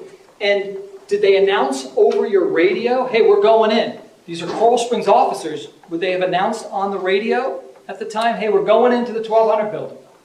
They could have, but I don't know. I didn't pick it up. So you believe it's possible that they might have announced it or not, correct? It's a possibility. But even if you did hear it, it was your determination at that moment to still not join them and stand your ground, correct? Yes, sir. Yes, sir, based on the intel that I was provided. Because you wanted to wait till you had a few more guys to show up before you left that position of cover, correct? Correct, because at the time it was just me and Deputy Peterson on the east side of the school. And that wasn't enough for you to go searching on your own, correct? Correct. The feeling that I had was if I left my tactical position of cover, Yes. that possibly Deputy Peterson could be exposed. And also I wanted to protect guys as they were starting to come into the area around us. Okay. So let's talk about that. Now you do see a group of officers start to go in on the east side of the 1200 building, correct? Correct. For sure you saw those officers, correct? I did. And then you did not leave your position of cover to go join them to go in. Isn't that correct? That's correct. I wanted to join them, but again, if I would have left my position of tactical cover, the parking lot still would be unsecure. You even told Scott that a search team of guys were coming. They were on their way to join you and Scott, correct? I did, because from his view vantage point, he couldn't see them coming in as a stack.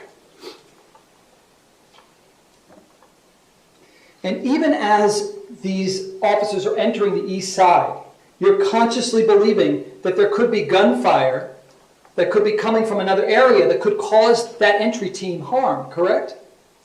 Yeah, it was my concern that it was a possibility that somebody could pop up and start shooting. You would describe this situation as very fluid, correct? I just dealt with the situations as it was going on. In other words, your level of awareness changes based upon the information that you receive, correct? That is correct, sir. Now, you're aware that during the shooting, since you were very close to my client, that he ordered the assistant principal to go in to watch surveillance video to find out where the shooter or shooters were located, correct? I did not know that. You did hear my client yelling things that were being relayed to him, correct? I don't recall Deputy Peterson ever telling anyone to review video. Fair enough. Do you hear him saying the shooter may be on the second or third floor? I never heard that, sir. Okay. Certainly that information could not be ascertained by you by looking at the building, correct? That's correct. I mean, you can't see in the windows, correct? I could not. You do know that somebody's watching a video because you hear someone say, hey, we're watching video, he's in the building. Objection You did hear that. Your Honor. Yeah, that's sustained. At any point, did it become aware to you, did it become known to you that he was in the building? Yes, somebody on the radio said we're reviewing real-time footage that he's in the building. And so even when you hear that he's in the building, you do not leave your position of cover to go in the building, correct? At that time, there were already a lot of officers going in the building. So from where I was, I took a different position of cover. So when you learn and you hear someone say, we're watching video, he's in the building, That's when, in your mind, you're going, goodness, I could be facing sniper fire, correct? Yeah, it was a concern that the shooter may start firing down from the windows onto us. And you and Scot Peterson, who was standing near you, you were in the most vulnerable positions for that, correct? I was, yes. And Scott was as well, correct? He could have been. I mean, he was still we're still 40 yards apart in our same positions.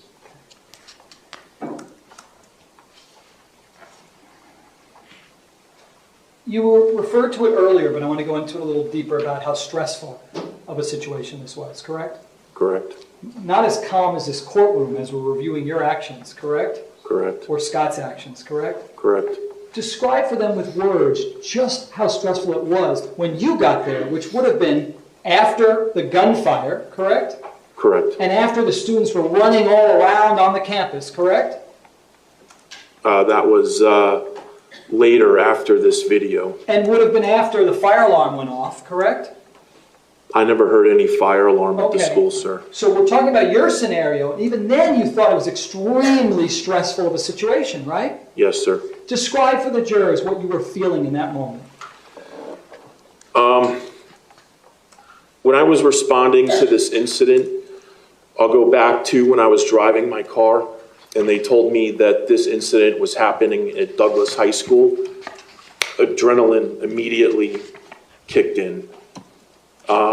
When I arrived at the school and rode on the golf cart with campus monitor Medina, I was starting to mentally prepare myself for a possible gun battle. And then as soon as he dropped me off in the north lot, I basically had another bit of adrenaline. And then when later on, when they started bringing out deceased students, and I got close up with the deceased student, more adrenaline. So the adrenaline, the stress, the constant looking and searching and wondering, it eventually starts to, I mean, you're trained, but it starts to take its toll.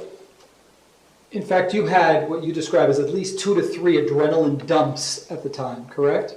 That's correct. I've described all of them. Okay. And while you're having an adrenaline dump, you can forget things, correct? It's called auditory exclusion. Tell the jurors about auditory exclusion. When you're so in the moment and you have adrenaline, there's going to be some things that you hear that are distinct, and then there's going to be other things that you just, it's happening, but you're not hearing it. So even the sound of gunfire, as loud as it can be, auditory exclusion could cause you not to hear shots, correct? That could be correct. And also, tell the jurors about tunnel vision. Did you experience that as well? I did. So tunnel vision is kind of where, I'll refer to it as this, it's like HD in the center of your eyes, and then around your peripheral vision is foggy. So what could happen when you have tunnel vision? You're focused on something. What can happen in your periphery? You could miss something. Okay. So if you're staring, let's say, west, and let's say kids are running out of a building, you could miss someone on your periphery, correct? That's a possibility. And you specifically experienced that, correct? On that day, correct? I experienced tunnel vision, correct. But some would say, well, you're tough cops. Doesn't training just eliminate all the stress that you deal with? Objections, Counsel testifying. Well, hold on, I didn't hear the question yet. What's the question, Steve? Doesn't training just eliminate all of these adrenaline dumps or auditory exclusions or tunnel vision? Doesn't just training get rid of all that? Can you answer, Judge? We asked a different question. Yeah. You still have the same objection? Yeah. Okay, go ahead, sir. You may answer the question. Okay, we're human beings, so we're going to have those feelings. Training helps out tremendously, but like I said, we're human, and sometimes our human emotions take over.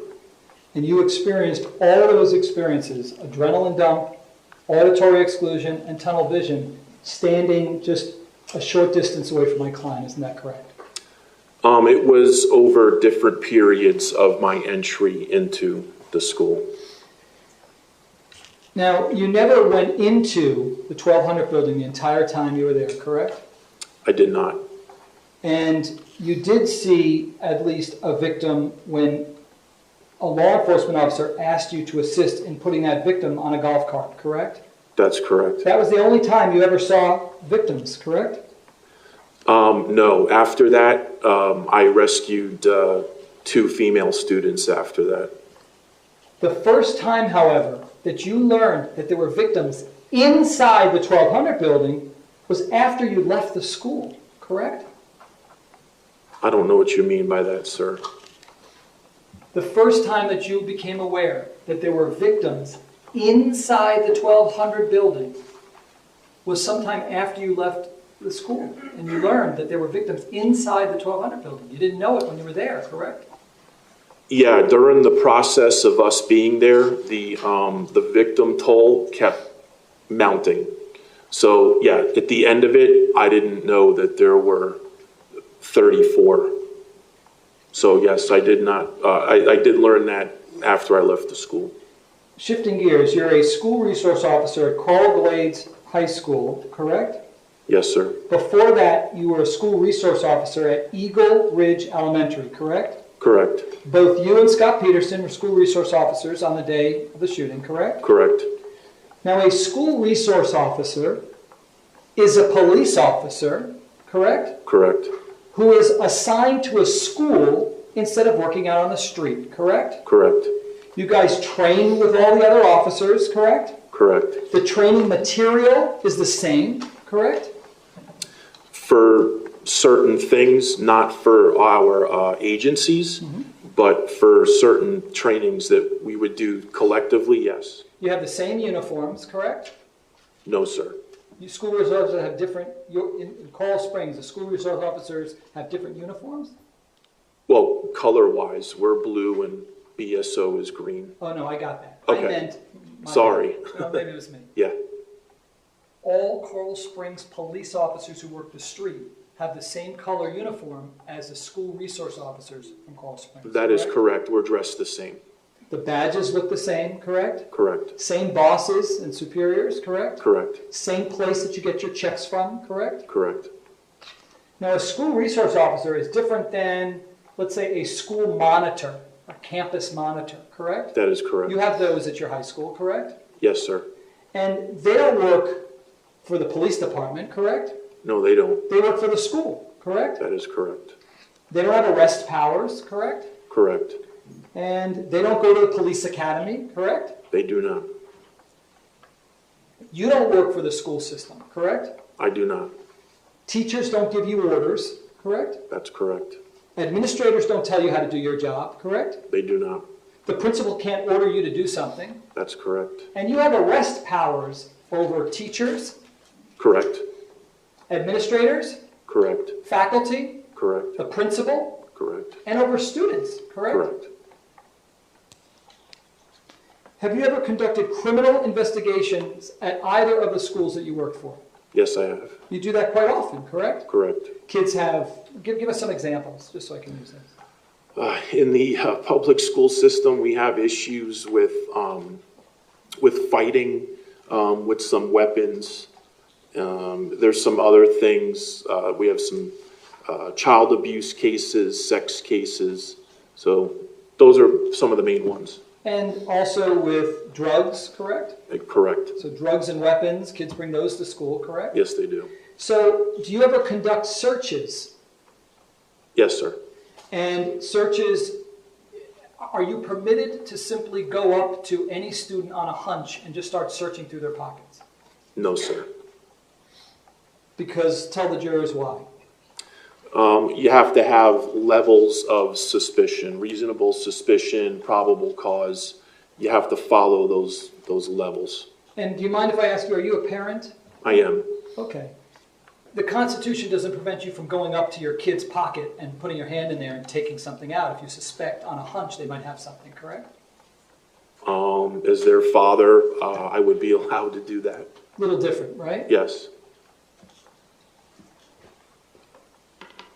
your rights as a police officer is very different than the right of yours as a parent, correct? That is correct. And you said you have 3,000 kids at Coral Glades High School, correct? Yes, sir. Do you and or the other SROs at the school ensure that all kids are properly nourished each day? No. Objections are relevant, Your Honor. No, that's overruled. Go ahead, sir. You can answer the question. I have nothing to do with nourishment, sir. Do you ever assemble all the kids together and make sure that they're properly hydrated? No, sir. Do you ever bring the students into your office and stare at them physically to ensure that they don't have any bruises on them? I would only do that for a possible battery or child abuse case, but Right. not on an everyday, no. So you're not making routine inspections on these kids to ensure that they're not suffering abuse from somewhere, correct? That's correct. That's not your job, correct? I'm sorry, repeat the question. That's not your job, correct? To ensure that every kid on that campus isn't facing possible abuse somewhere, correct?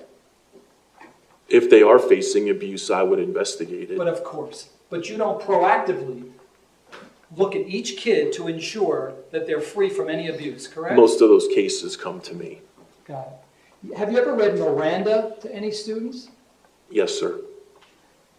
And you would say to them, you have the right to remain silent, correct? Correct. Anything you say can and will be used against you in a court of law, correct? Correct. And you would want them to waive Miranda so that they can then speak with you, correct? Correct. And if they speak to you and say something incriminating, you intend to put that on a report and will be used against them, correct? That's correct. After you've read, how many times have you read Miranda to students over your 15-year career as an SRO? I couldn't give you a definitive number. Right, but a large number, correct? Correct. On any of those occasions, after reading Miranda, did you ever stop and say to the student, hold on. Don't answer that question because it could adversely affect you. It could affect your future. It could cause you to get arrested. Have you ever taken that role on? Objection is to compound and counsel testifying. It's sustained as to compound. Go ahead, sir. Ask your next question. After reading Miranda, did you then ever tell a student why they shouldn't answer those questions? I've never done that.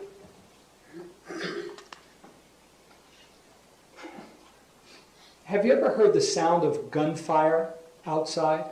I have. In fact, your shooting range is outdoors, isn't it? That's correct. Are there any buildings in close proximity to the shooting range? The shooting range is in an industrial park, so there's some large warehouses around the vicinity of the range. Is it always possible to pinpoint the exact location of the origination of gunfire? You'll hear a very large bang and an echo. So you have echo on your range because there's buildings in the area, correct? That's correct. And what are your buildings made of? Concrete. What are the buildings made of on Marjorie Stoneman Douglas? Concrete. So you know firsthand that when you're shooting outdoors around concrete buildings, there could be a pronounced echo, correct? That's correct. And that could interfere with your ability to know precisely where the shots are coming from, correct? Correct, it could interfere. Do you remember Friday when you identified Scott's voice on some of the dispatch transmissions? I did. I'd like you to identify a few more, if that's okay. Okay. All right, with the state's help. Let's go to 22538 first. Your Honor, we'll need the...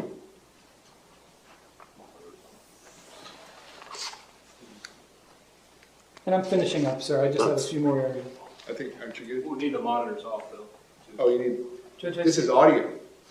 It has video, too. Yeah, I just want the audio. Oh, you just want the audio. Yeah. And I just see one of the jurors raising their hands, Judge.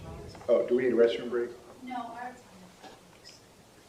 Never mind, it wasn't on. It's fixed now, There sorry. we go. Okay. And when you're That ready was to one of make, the jurors. Court That's deputy, in you here. can tell me when the TVs are off, please. Okay, they're not going to show the video to us. There will be audio. I don't know what this will contain. I think it's going to be radio traffic, so we're going to try to listen to this. I don't believe they'd play any of the videos from inside the school that the kids recorded.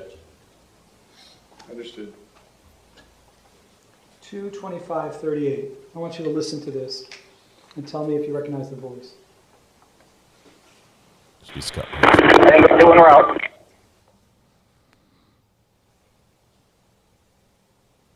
They started with firecrackers that went out. It's going to be the 300 building. It's going to be right off of Holmberg Road by the senior lot. That was Scot Peterson, right? Correct. All right, but that wasn't the one. We're going to keep going.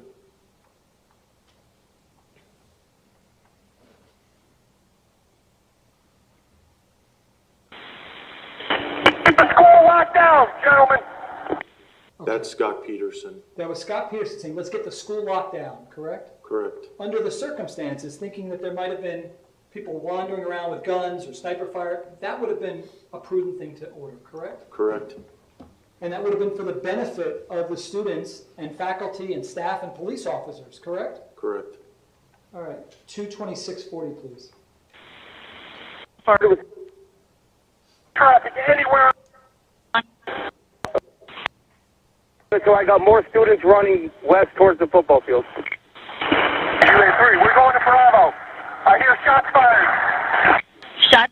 All right, did you hear that voice saying, I hear shots fired? Yes, sir. Who did that sound like? Scot Peterson. Okay. And you're trained that when you hear shots fired to announce that over your radio, correct? And not to keep that to yourself, correct? In this example, I would, if I say shots fired, I better be running towards it. I understand. And that presupposes that you know where to run, correct? Mm-hmm. All right, Yes, sir. if you don't know where to run, I'm focused on announcing it over the radio and letting people know you're hearing additional shots. That's being of service, correct? That's correct. And that's how you're trained, correct? That's correct.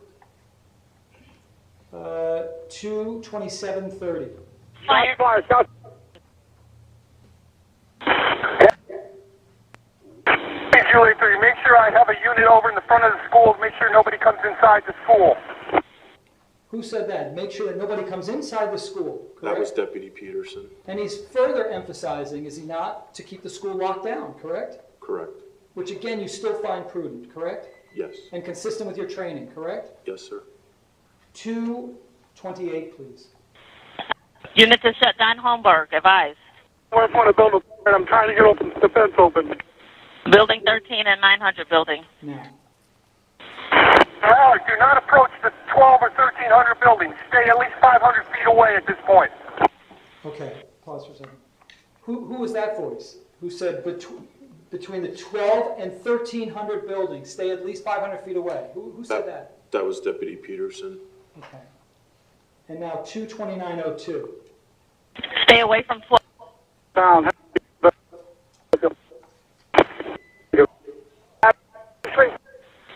Five. Gary, does he know where the shooter is? That voice, pause for a moment. The next one will be 245. That voice you just heard saying, Perry, does he know where the shooter is? That was Deputy Peterson.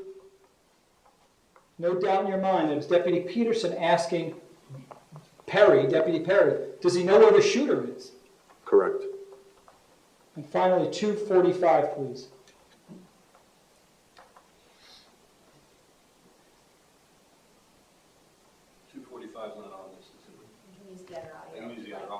I'd like to have 245.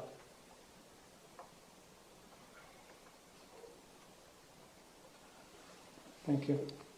And just for the record, I'd just like to put on the record a piece of evidence that the state entered. What number is it?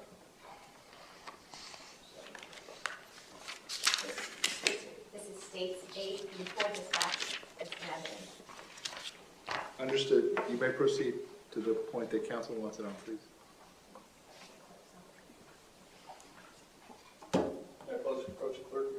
Sure.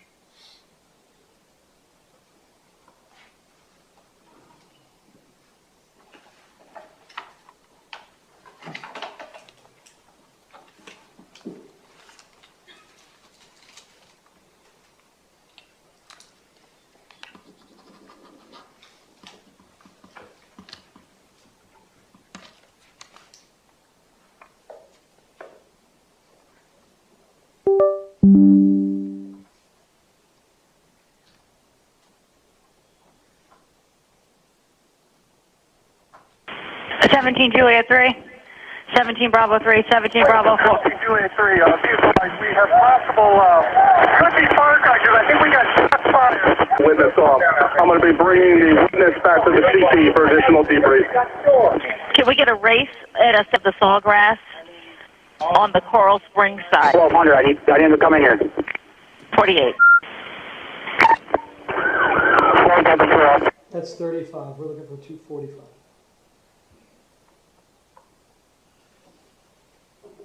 They played the wrong audio. Right.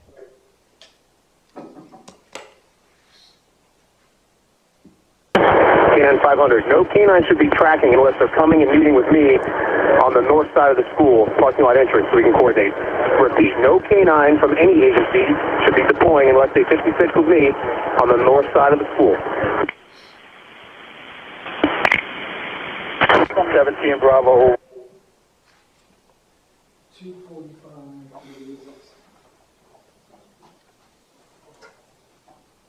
25. 245, 25. He's 48. Notify them.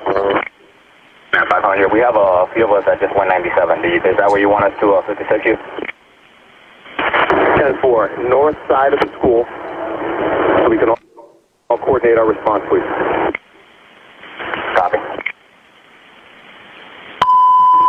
Golf 1, this is Hongdale Spot Medics. Golf 2 to dispatch. I need the subject's name, and I'm going to talk to a student and see if I get a picture. 10-4, should be a... Okay. Thank you. Do you remember? Thank you.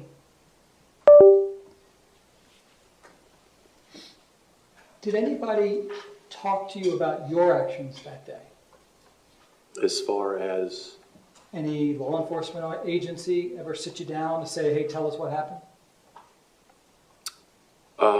Florida Department of Law Enforcement conducted an investigation. Do you remember who it is who you met with? First name Keith. I don't remember his last name. Riddick sound familiar? That sounds Keith familiar, Riddick? yes, sir. So you met with Inspector Keith Riddick from FDLE, did you not? I did, sir. How long after this occurred did you meet with him? I want to say it was the summer of 2018. So nobody met with you right after, like days after this occurred, correct? No, sir. Who was your police chief at the time? Chief Tony Pastizzi. Okay. Did he ever publicly say anything negative about your actions? He did not. Yeah, that's the thing.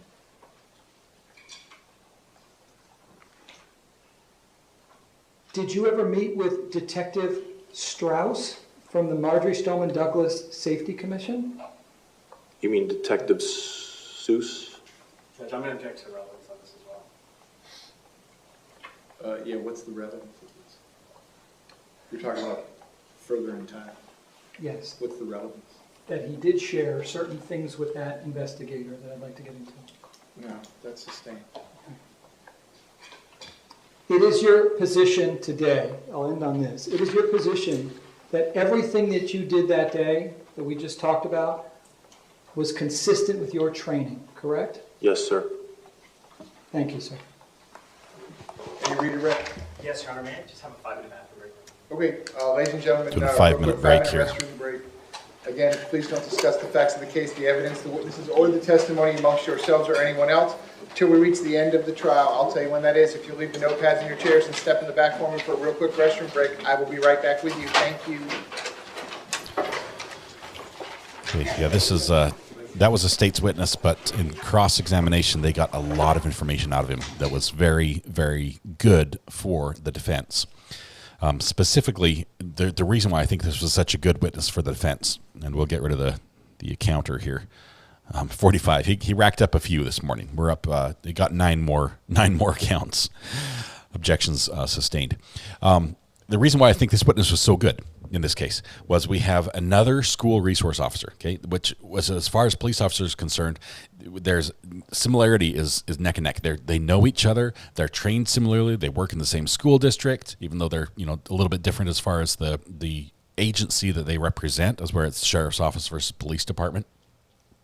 But they do the same things day in and day out. They understand the jobs, they understand the training, they understand the environment and how they operate. Now, the witness on the stand, they have 2 school resource officers at his school, and there's one at where Scot Peterson was working. So it's a little different, but Scot Peterson had a couple school security monitors who were school employees that assisted him on the school side. So lots of similarities, but when you get in the cross-examination of this behavior of this witness's behavior on scene, what he knew, how he knew it, how he took action, and what he did based on that, there's a lot of similarities in what he was doing on scene. He was right there within eyesight of Scot Peterson for basically the duration of the period that Scot Peterson is being charged for neglect during, and he did almost the exact same thing. And he says he did it, and he was following his training. And so we have the defense was really good, drawing out testimony from this particular officer. I could not tell from this officer's testimony if he has a personal opinion one way or the other. It sounded like he was being truthful, answering the questions both for the state and for the defense. But if Scot Peterson is guilty of these charges, I would say that the witness may also face similar charges because he knew more. From what we can tell, he knew more about what the problem was and did nothing as well. So this is a tough one that way. I realize, and I'm talking as a parent. I'm talking as a parent who considered the risk of injury to my kids going to school, whether it be a fight or something like this, catastrophic, horrible. When we weighed the option to take him out of school and homeschool him, that was something that was on my mind. I mean, it's every time there's a school shooting, you send your kids to school, you always think, is the next one, could it be my kid's school? So as a parent who's had those thoughts running through their head, I know I would want the police to do everything they possibly could to protect the kids. But if Scot Peterson is guilty, I would say that there could be a case made to say that this witness should also be charged as well. So, yeah, I don't think they can point the finger at one person in this case and say this was it. All right, so Timothy Burton, he's going to be we're going to keep him up there. He's still pinned because he's going to have a little more redirect. Parents lay blame on multiple parties. It's very unfortunate they were let down by so many. The parents had previously sued all sorts of parties, pretty much everyone who's testifying here, from a legal or from a government body, whether it be from school or from law enforcement, has previously been sued civilly by the parents. Conflicted is the only word I can describe with how I'm feeling watching this. Newbunk Foss, I believe we are going to get later in this trial some testimony that looks really bad for the defendant, specifically, and it's gonna be in security camera footage, which doesn't have audio to it. So hopefully they match it up with the audio that was happening at that time, the timestamp. But I think we're gonna have footage of him basically standing around, of him standing there, of him not doing anything. If you take that footage and you match it up with the audio from the videos inside the school, the gunshots the kids are hearing as they're filming what's happening in their classroom, it sounds awful. But if you take it and match it up with the radio traffic recordings that we have, and the everyone else's testimony about what's going on and who and what they're shouting back and forth to each other, I think it paints a more complete picture. If Scott was a sworn police officer, his responsibility to keep the public safe. Jet Set, the Supreme Court has ruled on this, and it may surprise you that a police officer does not have the responsibility to protect the public. And you say, how does that work? When on the side of every police car it says to protect and to serve. It's even on some of their badges. It's the Supreme Court has said an officer does not have the responsibility to do that unless you are in custody, meaning restrained, meaning under arrest, and then you are not able to defend yourself, and the officer is required at that point to protect you. That's whether the Supreme Court's fault, and right or wrong, that's the law of the land right now that we're dealing with. Now, in this situation, they have another contract where this is a police officer, but he has a contract with the school to provide specific services, and that may be the linchpin on this one. That contract and what it says. We'll have to look at that. I think I think it's available now. I haven't read it yet myself. But defense is good. Missy Didi Moo. Defense is doing a great job on here.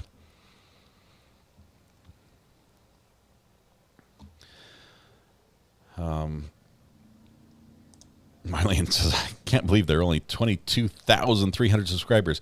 Marlene, I feel the opposite. I can't believe there are over 22,000 subscribers on this channel. You guys are amazing.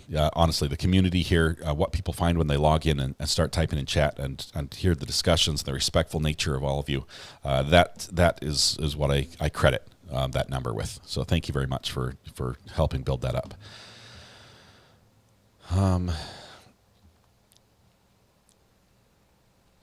The painful thing for these families that are dealing with this. Let me switch over here while we wait. The painful thing for these families is nothing, no sentence. Hang on. Please, is that what I think it is? I don't know. They didn't need a signature.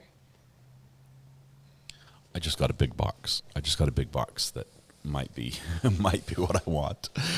Yay. No. Sorry, I lost my train of thought. Thank you, Mrs. Ari. No punishment. Even if they got the death penalty on the shooter, no punishment, no conviction of law enforcement, not even a civil settlement in a civil case is going to bring back their children. That pain will always be there. That hurt, the loss that they felt, that cannot be. You can't make somebody whole after losing someone they love. But at the same point, I think there's almost seems to be a desire by someone's part, whether it be on the state or the family or some combination of both, that more needs to be done to help make it right. And I agree that more does, but I don't think that doing it in the court is going to be the most effective method, nor the way we should right now. That's where I stand. I don't know. I am conflicted. I am holding back my judgment a little bit. I'm trying to stay open-minded on this because I do believe that we are going to have more evidence that will be quite impactful. That when you view that, people are going to be like, "Oh, I didn't know XYZ occurred. I didn't know this is how it went down." I think that still is left to come in this case. So I'm going to keep watching for that. Okay, I want to open this package. I think I've got a key in my pocket, if I can find it. No key. I have nothing.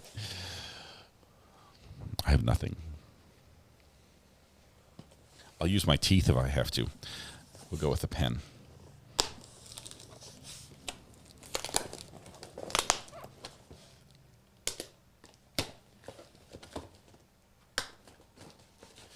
If this is what I think it is, this is the big box delivery of Live View. Carol, I believe it is. If it is, this is something I've wanted for probably 6 years.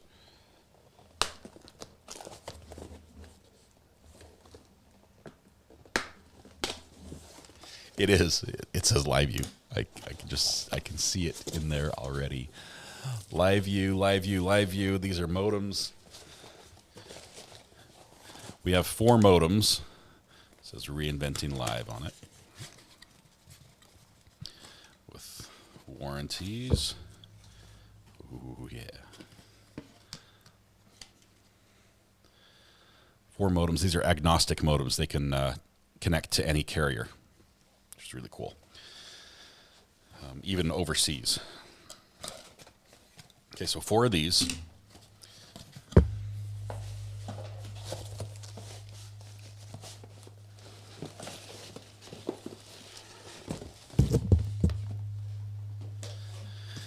And here's the big one.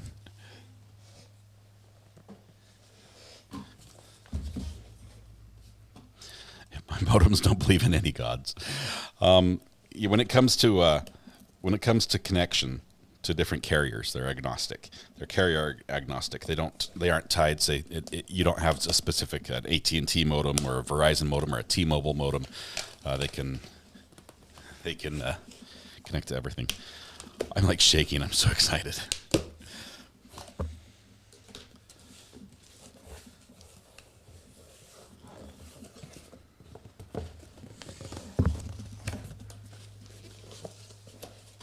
I'm going to need to rent a U-Haul. Well, at least I have a tow vehicle now. I can pull a U-Haul trailer if I need to. It's very snug in this box. Yes, I opened it with the ballpoint pen. It can be a dangerous weapon. Just ask anyone at the Hi-Fi Murders. Ballpoint pens are dangerous weapons. Solo HDMI SDI with dual ports. It's here. Sorry, you guys can't see over the box.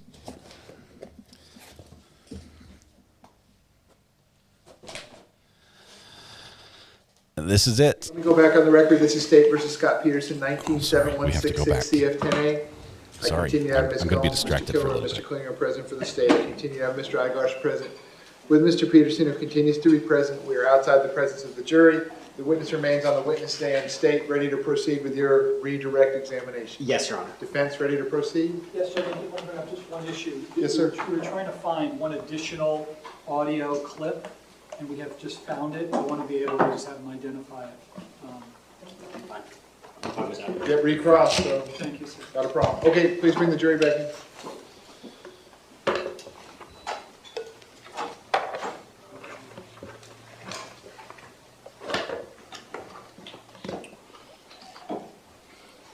I'll sort of bring you along.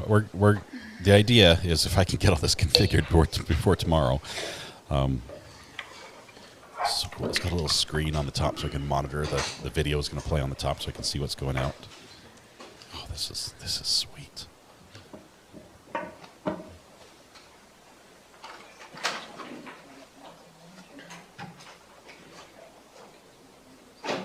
I'm excited. Thank you, guys. This will enable me to bring court feeds to you that otherwise I would not be able to get. I'd have to be there at the courtroom to do it, but this is the next step to grow the channel and bring better video and more video to you. Thank you, Anita. Welcome.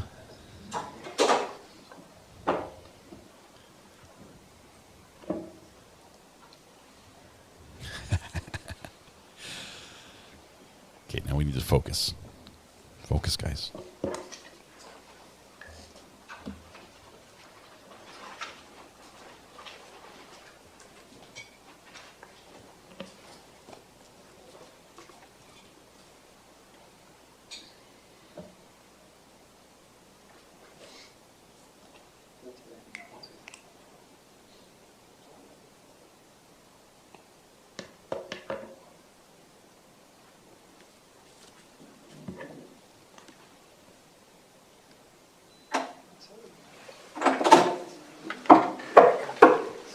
Jurors entering.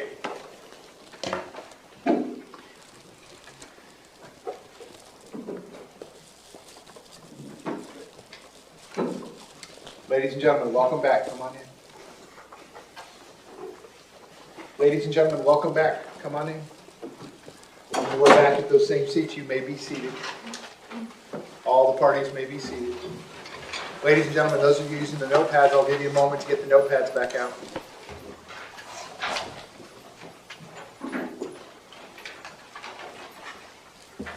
All right, ladies and gentlemen, when we took our quick restroom break, we had just finished the cross-examination of the witness who remains on the stand. We're now going to turn to the state's redirect examination. Mr. Kilroy, when you're ready, you may proceed. Thank you, Your Honor. Good morning, Mr. Burton. Good morning. Did you know that Scot Peterson was the assigned school resource officer at Marjorie Stoneman Douglas? I did. And were you aware that he had a similar radio system set up with the school radio and the police radio as you did?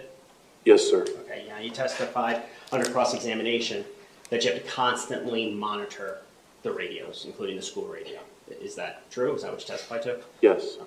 Okay.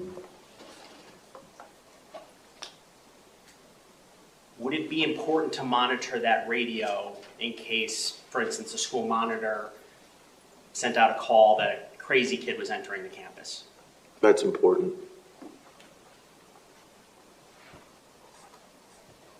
How do you charge your school monitor? How do you charge your radios?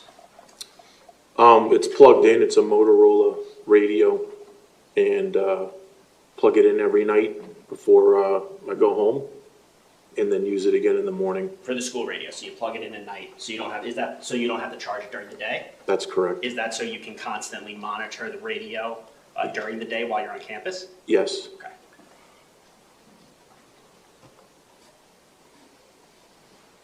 Now, when you were picked up by Medina, by the campus monitor Medina, did you tell him where to go?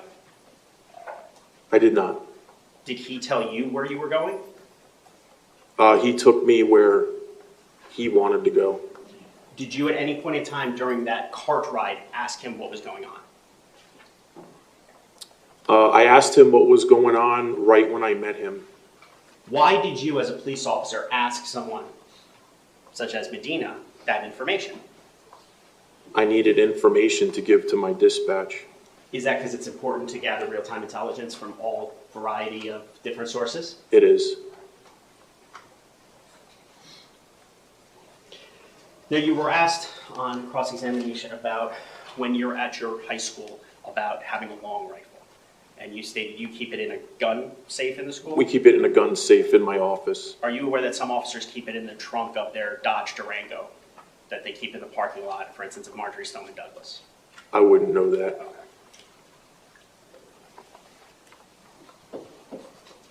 And with your bulletproof vest, even on campus, even when you're at Coral Ridge High School, you wear your vest at all times. Yes. Why do you do that? It's for safety, and also you never know when you're going to have to react to something. Even something that might not be on your campus? That's correct. Okay.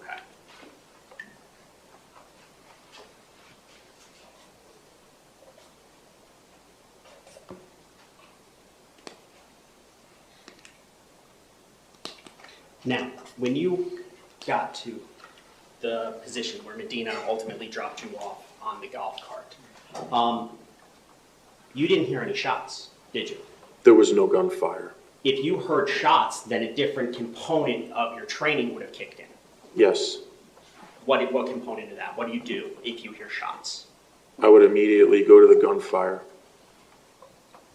And why do you immediately go to the gunfire? Because that's how we're trained.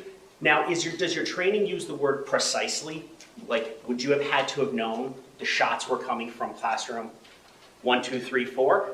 No. Or just a general area? General area. And is the purpose of going towards the shots something to the tune so you can gather additional real-time information as you're going? It's to eliminate the threat. So you don't stay put in a position of cover for 48 minutes, correct? That's correct.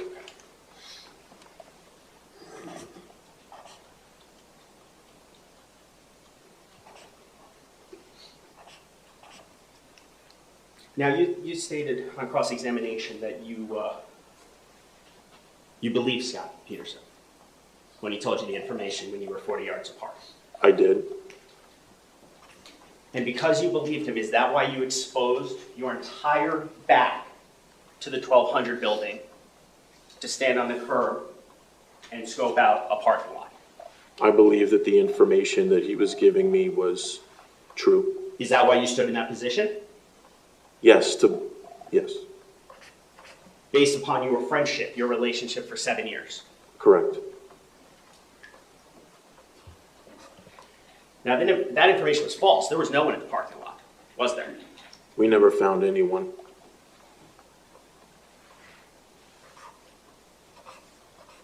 So is that the wrong intelligence?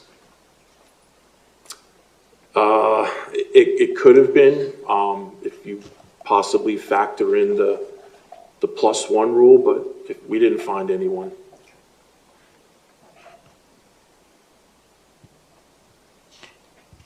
Now, you testified, you actually stood up and you said that he was looking east and west. So he had a full range of Something to that tune, right? And for the record, I've moved my neck from left to right. Correct. Okay.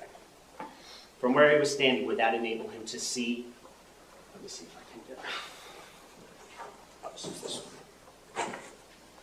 Here on the record, I'm showing Terrenian as defense exhibit. I don't think it's marked. Oh, demonstrative. Never mind. Yeah, it's not in there. Demonstrative. Go ahead. What's marked is defense F. From the position that you were in, and the Yes, position that Mr. Peterson was in, he was scanning left, which means he would be looking west towards the football field. correct. North, straight, which would be up north, correct? Towards kind of like the east side doors. Correct. Then to the east, which is the parking lot. Correct. Thank you.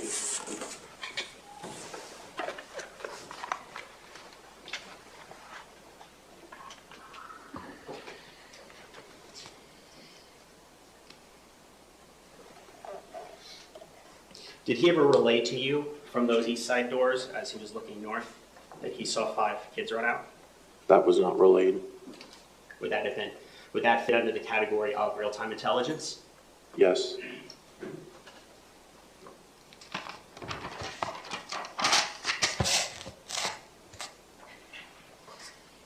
Now, you were asked on cross multiple times as to why you didn't go in. Did you not go in because you were given intelligence, false intelligence from the defendant that the shooter could be in the parking lot? At the time, I didn't know it was false, but based on the intelligence that he gave me, I took a position to secure the parking lot, thinking that there possibly could be somebody in there.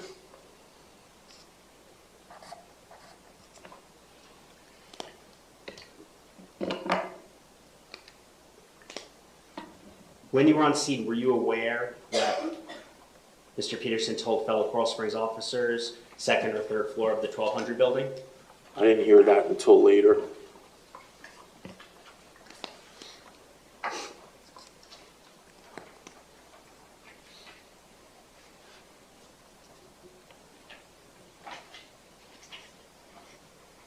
Now, there were some questions about you never going in once again. Did you partake in the rescue portion of Yes, I did. to rescue mission? Yes.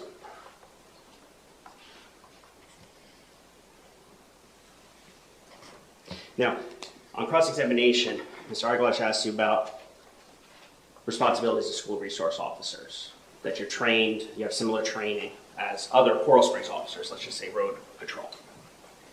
Do you have additional training because you're a school resource officer? Yes. What is that additional training? Active shooter training.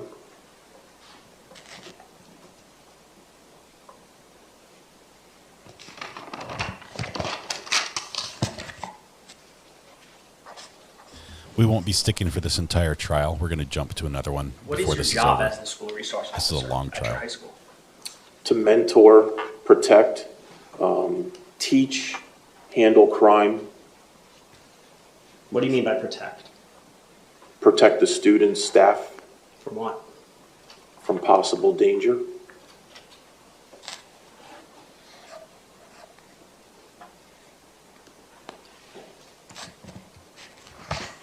I want to play a couple of the audio transcripts that Mr. Iglarsh played for you. Aaron, if I could please bring up a link to that. It's state 7.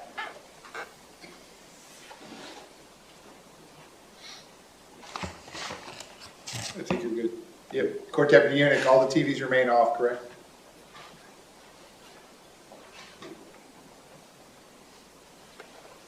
If you could please go to the first one Mr. Iglarsh highlighted, which I believe was 225:38.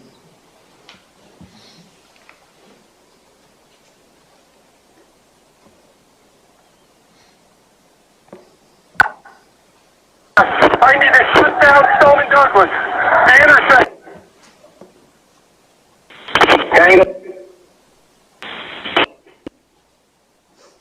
Sorry, Mr. Killen. 225. 225. 225:38. I apologize.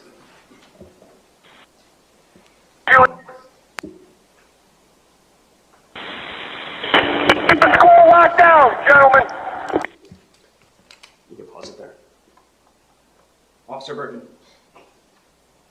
school lockdown, gentlemen, as part of your training, if the shooting is still going on, what is the officer supposed to be doing?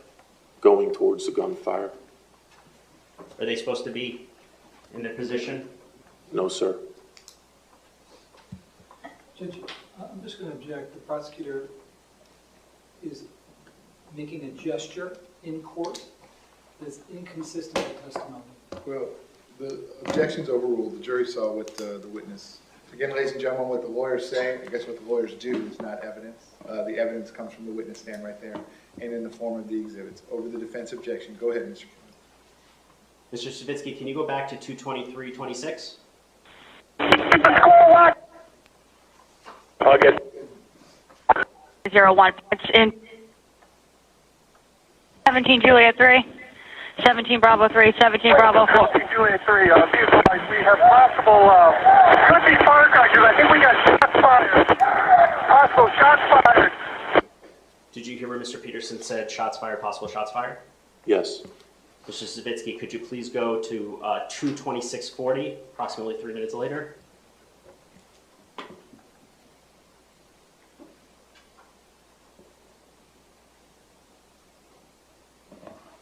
Juliet 3, we're going to Bravo. I hear shots fired. Did you hear Mr. Peterson there say, I hear shots fired? Yes. Okay.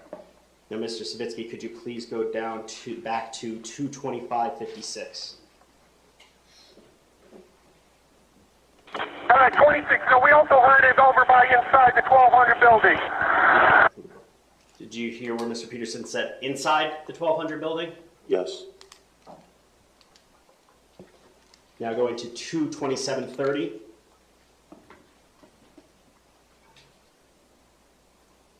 Hey, Juliet 3, make sure I have a unit over in the front of the school. Make sure nobody comes inside the school. Did you hear Mr. Peterson say, make sure I have a unit over in front of the school? Yes. The I part of that, is that consistent with an incident commander or someone who's the first on scene, taking control of the scene? Yes. Explain that to the jury in terms of first on scene. Did they call the shots? Yes. In an incident like this, they would call shots, and then when more police personnel show up, then the admin will start taking over the bulk of the school. And is that always immediate, or does that sometimes take a time period? It takes a little bit of time. So it'd be almost like relieving them of command. Correct. Aaron, if we could go to 228. Building 13 and 900 building. Alex, do not approach the 12 or 1300 buildings. Stay at least 500 feet away at this point. You can stop it there. Stay at least 500 feet away at this point. You testified under, I guess, direct and cross-examination about training. For when a shooting is occurring, what are you trained to do? Go towards the gunfire. Are you trained to tell other officers to stay at least 500 feet back? I am not.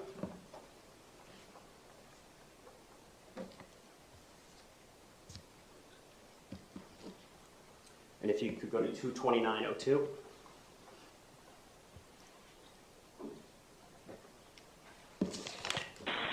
The 10th floor fire rescue is being notified.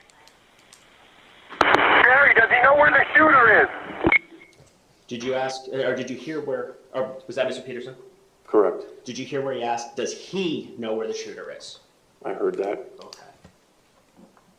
Now, is that something that, if Mr. Peterson peeked his head into the building, looked into the building, went into the building, he would already have that real-time intelligence? Correct.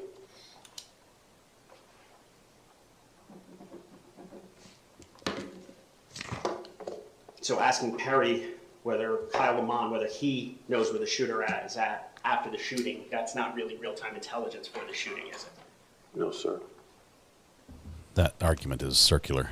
You can't say Now, there were had he some gone in, questions he would know where it was. If he didn't know where it was, he wouldn't have gone in. Used by Coral Springs and BSO. There's some questions about patching. Could you hear the dispatch that was just played? Yes.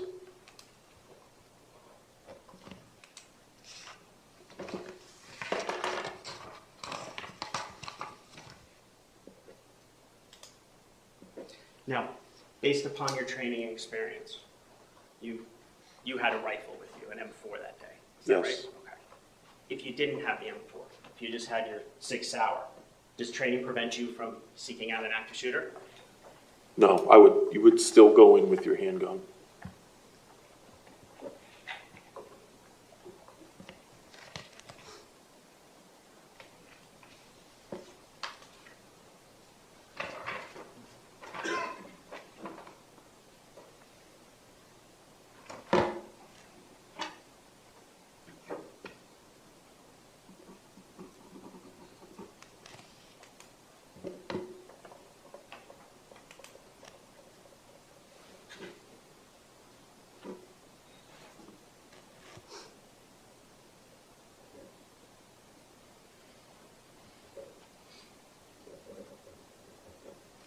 But given just the inherent nature of officers responding as backup or second responding officer, how important is the information being relayed by the first officer, the incident commander? How important is that information to be accurate?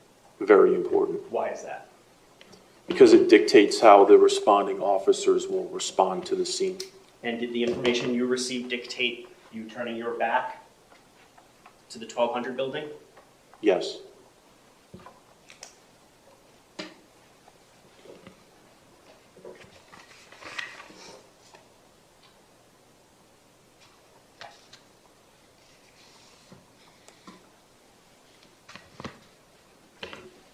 In your experience telling officers to stay back 500 feet, would that slow down officers responding to an area? It would. Now in your training, are you taught that every shot fired in an active shooter case could be another person getting hit? Yes. Are you taught the importance of stopping bleeding? Yes. Can you just explain that to the jury? So as police officers, we're trained with first aid equipment and tourniquets. Tourniquets will go on upper extremities and also lower extremities. On your chest, for a gunshot wound to the chest, we would use chest seal. And are all those devices utilized in order to stop people from bleeding out? I'm sorry, repeat the Or question. all those instruments, the tourniquet? They're designed to stop bleeding, yes. Because is that because time is of the essence? Yes.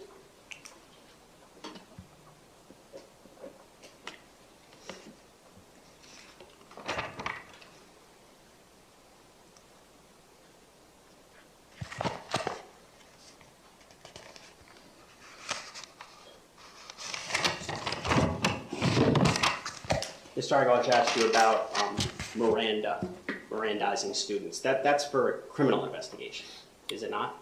Yes. As an SRO, though, you were also part of administrative searches. Correct. Can you explain the difference there? Miranda would be where we're taking somebody to jail. An administrative search would be with the assistance of a vice principal, possibly searching the book bag of a student. And for an administrative search, is it a lower threshold than that utilized by police officers? Yeah, the administrators can do reasonable suspicion.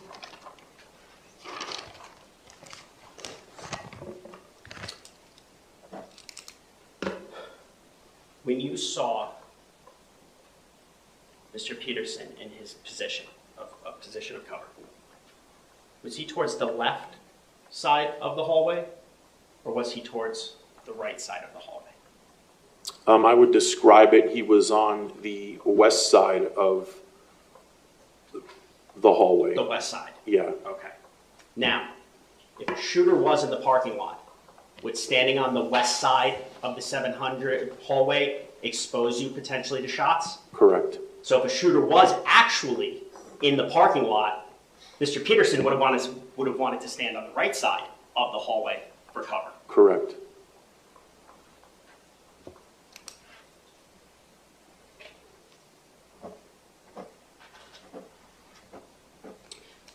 You were also asked about adrenaline dumps and tunnel vision, auditory exclusion. Do these things completely prevent officers from doing their jobs? No. What's the purpose of training? purpose of training is to make you the most proficient at what you're going to do. Is it also so that if you're in these situations that you respond? Correct.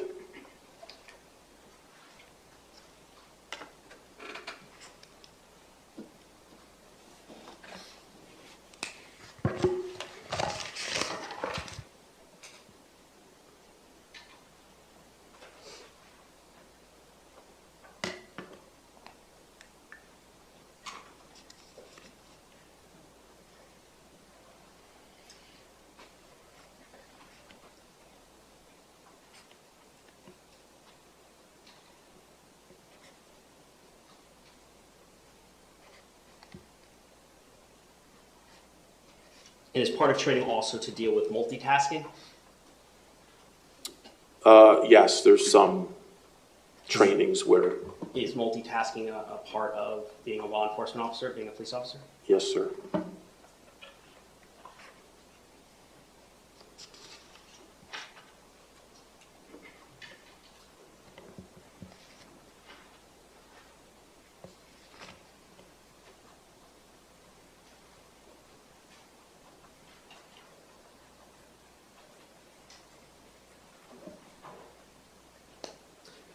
The real-time information, the real-time intelligence gathered from Medina, white male, burgundy, ROTC, was that accurate information? It was.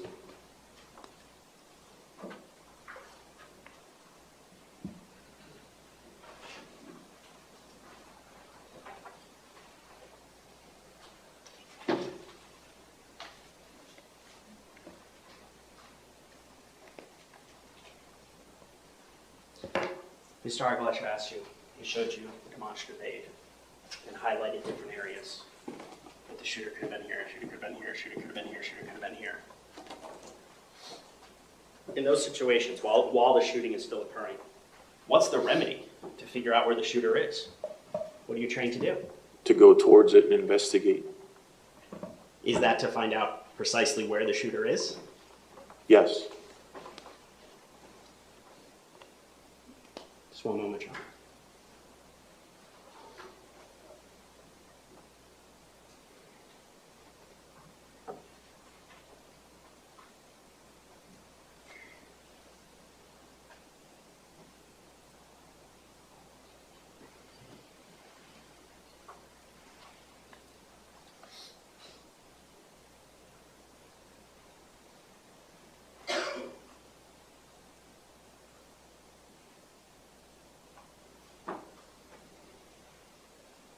Nothing further on return. Okay, based on that, any recross? Yes, Your Honor. Go ahead.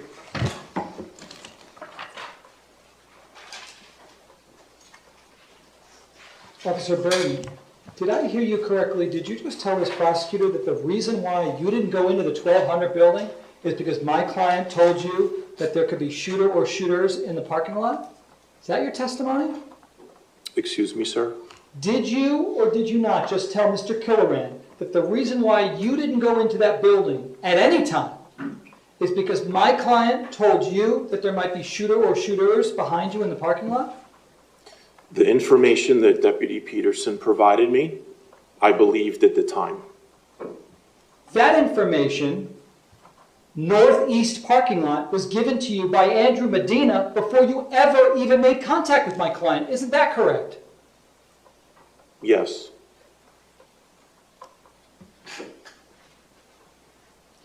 Medina also told you before you ever made contact with my client that the shooter or shooters were last seen around the 3-story building, also known as the 1200 building, correct? That's correct. And instead of going right in, you took a position of cover, did you not? When I went to the building is when I looked to the left and Deputy Peterson provided me the information about the parking lot. Which was the same information Medina had already given to you prior to you getting in that position of cover. Yes or no? I'm sorry, repeat the question. Which was the same information that Medina had already given to you prior to you getting into that position of cover. Yes or no? I don't know, sir.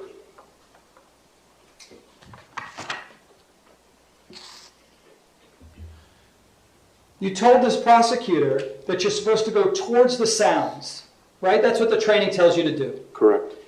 When you don't know where the sounds are coming from because of a pronounced echo or for whatever reason, don't you then take a tactical position of cover and wait for more information? We are trained to go towards the gunfire. If you can't find it while you're traveling to it, slow down. You may have to gather some intel to eventually find the location. And didn't that look like exactly what my client was doing in real time? Yes or no, sir? Was this during the shooting, sir? Because I wasn't there during I'm talking about the 20 to 30 minutes that you see him. No, Doesn't it look like he's trying to gain additional real-time intelligence? Yes or no? Yes, sir, he was. And you thought he was doing that honestly, correct? At the time, sir, correct. Passionately? Correct. Yeah, that's the thing. And even though Andrew Medina, prior to you getting to the scene, tells you that the shooter was last seen in the 3-story building and north parking lot, you don't go in. Isn't that correct? When I show up on scene, I talk to Deputy Peterson, and he provides me the information about possibly in the parking lot.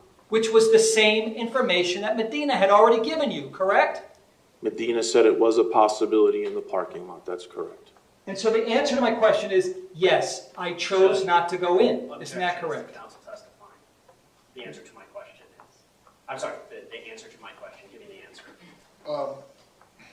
No, as to that objection, that's overruled, so you can answer the question. Go ahead. Okay, can you repeat the question? Still, you chose not to go in after speaking to Medina and him telling you that the shooter or shooters could be in the parking lot. You chose not to go in. Yes or no, sir? No, my actions were dictated on Deputy Peterson's intel, sir.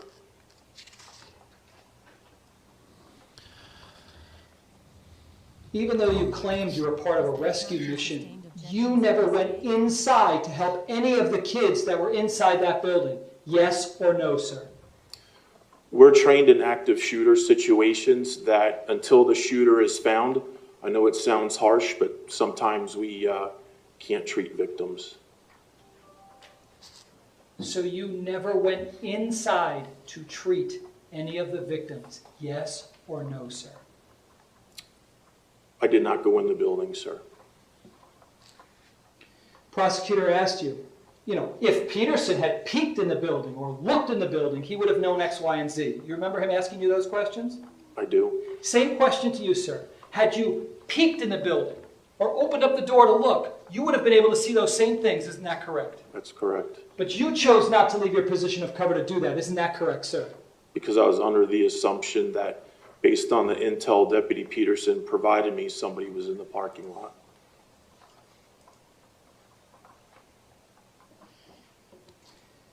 Let's listen to, first do you remember when the prosecutor just played you at 2:25:26, and then he asked you, was that Peterson's voice saying inside the 1200 building?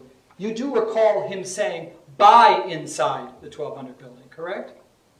You have to repeat the video. Let's play that one first, if we could. The 2:25:26. By inside. No.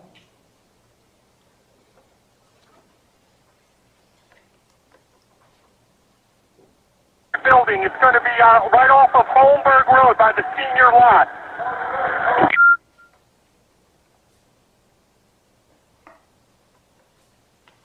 It's the wrong clip.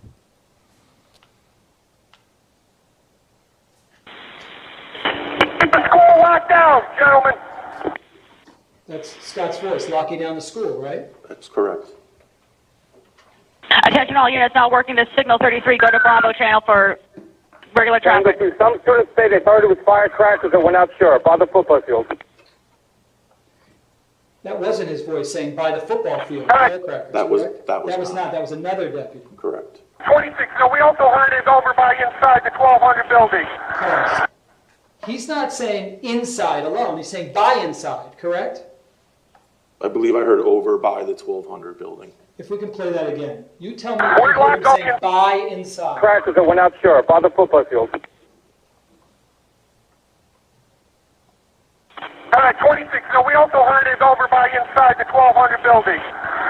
We're locking. Was that Scot Peterson's voice saying we heard it over by inside the 1200 building? That's correct. And that was your belief as well. It was by inside, correct? Meaning by, it could be in the parking lot area, because you learned that from Adina, right? Objection is to counsel testimony. Yeah, that's sustained. Ladies and gentlemen, let me make it clear, you all are going to decide what you hear on this exhibit as to any exhibits. Again, what the lawyers tell you is not evidence. What any witness tells you who did not hear this themselves is not evidence. You all will decide what the evidence is. Go ahead, sir. You may ask your next question. Your belief in real time was that the possibility of where the shooter or shooters might be located included both inside the 1200 building, correct? That was one of the possibilities, yes? No, the information Medina provided was by the 300 building. Okay. Sorry, the 1200 building. Didn't you already testify that one of the possibilities was you thought the shooter or shooters may be inside the 1200 building, sir? Didn't you say that earlier when I crossed you? At some point, yes.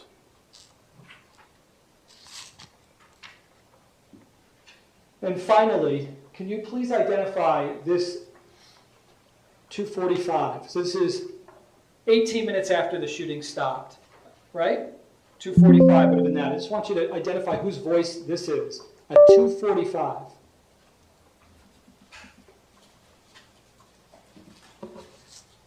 And while he's setting that up, I think you said during cross that when you don't know where the shots are coming from, either because for whatever reason, right, you didn't know because you didn't hear them, or if somebody doesn't know where the shots are coming from, you take a tactical position of cover and stand out in the open, correct? That's correct. And you also said you don't just start guessing. You don't just start running to try to guess when you're dealing with football fields of possibilities, correct? Objection asked and answered, Your Honor. That's sustained. That wouldn't be tactically sound, correct, sir? Objection is asked and answered, Your Honor. That's sustained. Let's go ahead and listen to the statement. You tell me if that's Scot Peterson's voice. The only 43 I have was from Coral Springs that called in and advised he was... 283 was the 1200, 1300 building last time we heard the shots. Okay. Was that Scot Peterson's voice saying between the 12 and 1300 building last time we heard shots? That's correct. No doubt that was Scot Peterson's voice, correct? Yes. Thank you, sir. Okay, State, is the witness excused? Yes, sir. All right, sir, you may step down. Thank you very much. While he's doing that, State, you may call your next witness. Your Honor, the State calls Stacy LaPel to the stand. Stacy LaPel. This witness, I think, helped the defense more than it helped the state. Officer Tim Burton. The counsel for the objections, the times the state objects and it's sustained by the judge. So we're up to 49. We should have counted correct. So we would be up to about 200.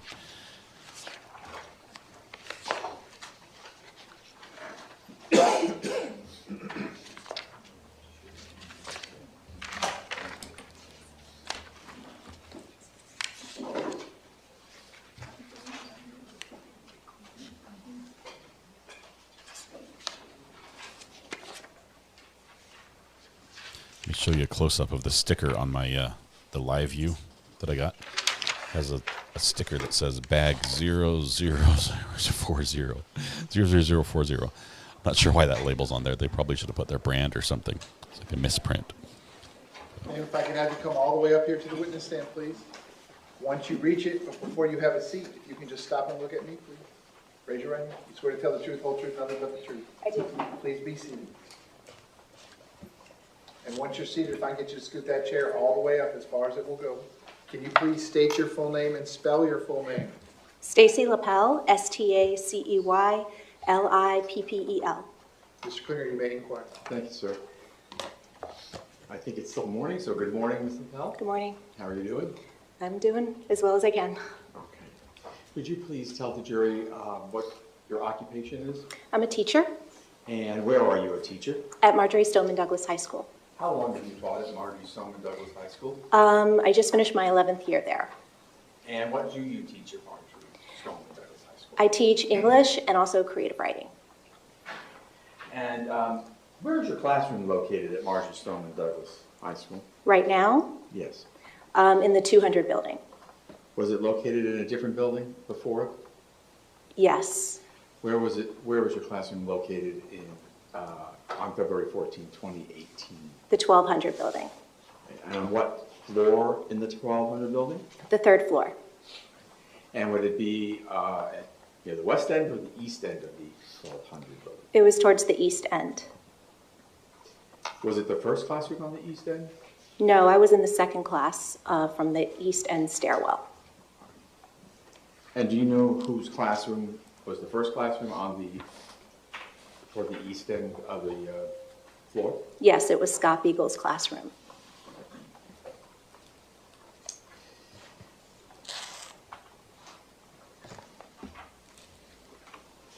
On February 14, 2018, did you know who Scot Peterson was? Yes. How do you know who Scot Peterson was? He was our school resource officer. Had you had much contact with Mr. Peterson? Not too much. How would you describe if at all, your relationship with him? It was kind of a casual relationship. I didn't really have a lot of interaction with him. I didn't see really him as a dominating force in the school from my perspective. Okay. Did you see him at all that day, the 14th of February, 2018? No, not that I recall. That afternoon, were you teaching a class around approximately 2:15 in the afternoon? I was. And what was that class about? I was teaching creative writing that day in that class period. Okay. Do you remember approximately how many students you had in this class? It's a very large class. Electives could have up to 40, so I had either 38 to 40. What was the noise level like in the class? Very active. It's normally a very interactive class, and because it was Valentine's Day, we were playing music, and it was definitely an animated environment. Did something happen in and around between 2:15 and maybe 2:23 or so that caught your attention? Yes, we heard some popping sounds, like a succession of maybe 3 or 4 popping sounds. And then a few seconds later, another succession of popping sounds. Before we go any further with that, I do want to backtrack just for a second. Earlier in that day, had there been any type of fire drills or any code red or any type of training or anything happened earlier that day? Yes, we had a scheduled fire drill. I don't remember how often we had to have them, maybe once a month, and it was a scheduled one that we knew about. We actually had a meeting, all departments had meetings with their administrators that morning before school started, just to talk about that we were going to have a scheduled drill and just the protocol, what we need to do. And I do remember that, we were told to kind of speed up, the evacuation, because maybe we'd been a little slow before that. Okay, and could you explain to the jury, since you're on the 3rd floor, east end, what the evacuation procedure was for your classroom?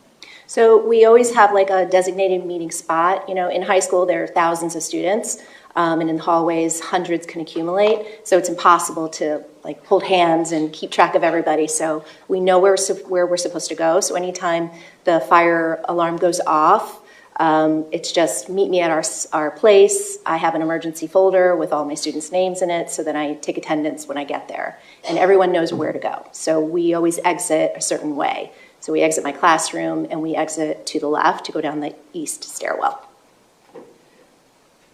And then there's a meeting location outside where you all gather? Correct. And where was that? It's usually in the grassy area by Holmberg Road. And that was for a situation when there was a fire alarm going off? Correct. Had you had any training or any background on what to do when there was a code red being called? Yes, we're always told to accumulate in the hard corner of our classroom, and a hard corner is adjacent to the hallway so that we're out of the line of sight of our door, because our doors have a window in them. So anytime there's a code red, we know to lock our doors and if we have time, if they have the ability to cover our window, and then to go over to the hard corner. So no matter how big or how small your classroom is, you've got to get everybody over there as quickly as you can. All right, let's return to the afternoon when you said that you had heard popping sounds, correct? Correct. Okay. Can you describe what happened in your classroom when those popping sounds were heard? So the first time we heard the popping sounds, it caused us all to pause because it was an unusual sound, but nothing that sounded menacing to me. And so we just sort of stopped and we said, you know, what is that? What's that noise? And immediately I'm thinking it's firecrackers or balloons, which is not unheard of because it was one of those days, you know, a lot of animation in the school. And so I just assumed that's what it was. Definitely didn't sound like gunshots to me. And when you say a lot happening that day, a lot of animation, that's because it's Valentine's Day. Right. I mean, everybody's all, you know, crazy and, you know, acting silly or sad, you know, depending on the situation. So the air is different when it's a holiday in school. It's not like a typical school day. And when you first heard those shots, did you know if they were coming from inside or outside the buildings? It sounded like it was coming from outside. So because I'm on the corner, it sounded to me like it was between the 1200 building and the 700 building. There's sort of like another building. I don't remember the name of it. It's where the auditorium is. So there's like 3 buildings in a row. It sounded like it was coming from that area outside. And how did the students react to those popping sounds? You know, it really depended. I can tell you from my perspective, the students who were around me. I know, you know, I have to speak from what I remember. It's just that I know what some students said after, and maybe who were on the other side of the class. But in my vicinity, they were looking at me, asking me, "What do you think that is?" And so no one around me said, "It sounds like gunshots." They were like, "It sounds like," somebody said balloons popping, and then I said, because then we heard it a second time. Then I said, it sounds like it's a computer cart just sort of being pushed over, you know, on the concrete between buildings. It sounded kind of hard, you know, at that point when I heard the second one, when I was trying to, you know, kind of understand what that noise could be. Okay. Now, after that, after you heard those popping sounds twice, what happened next? The fire alarm went off. Okay, and so is this now going to be sort of like what happened in the morning? Be the same type of situation where you would be starting to evacuate? Yes, I mean, the protocol would be the same. It wasn't surprising. We've had fire alarms go off several times in one day. So at that point when the fire alarm went off, I'm thinking there was nothing that would cause me not to evacuate. I wasn't concerned. It didn't sound, like I said, like anything menacing. So as soon as it went off, you know, I'll meet you guys over at the spot. I yelled over everybody. And then I thought in my head, somebody pulled it as a joke. I was thinking maybe I should grab my keys, maybe told everybody to grab their backpacks because it's the end of the day, 20 minutes left in class. We might be dismissed by then after that. So then I thought maybe it's culinary cooks a lot, they burn a lot, so that could have set off the fire alarm. So nothing alerted me that was strange, so we just evacuated. Culinary, is that in the same building as you were, or are they in a different building? They're in a different building. All right, so an alarm goes off the whole school? Correct, right. The school. Mm-hmm. All right.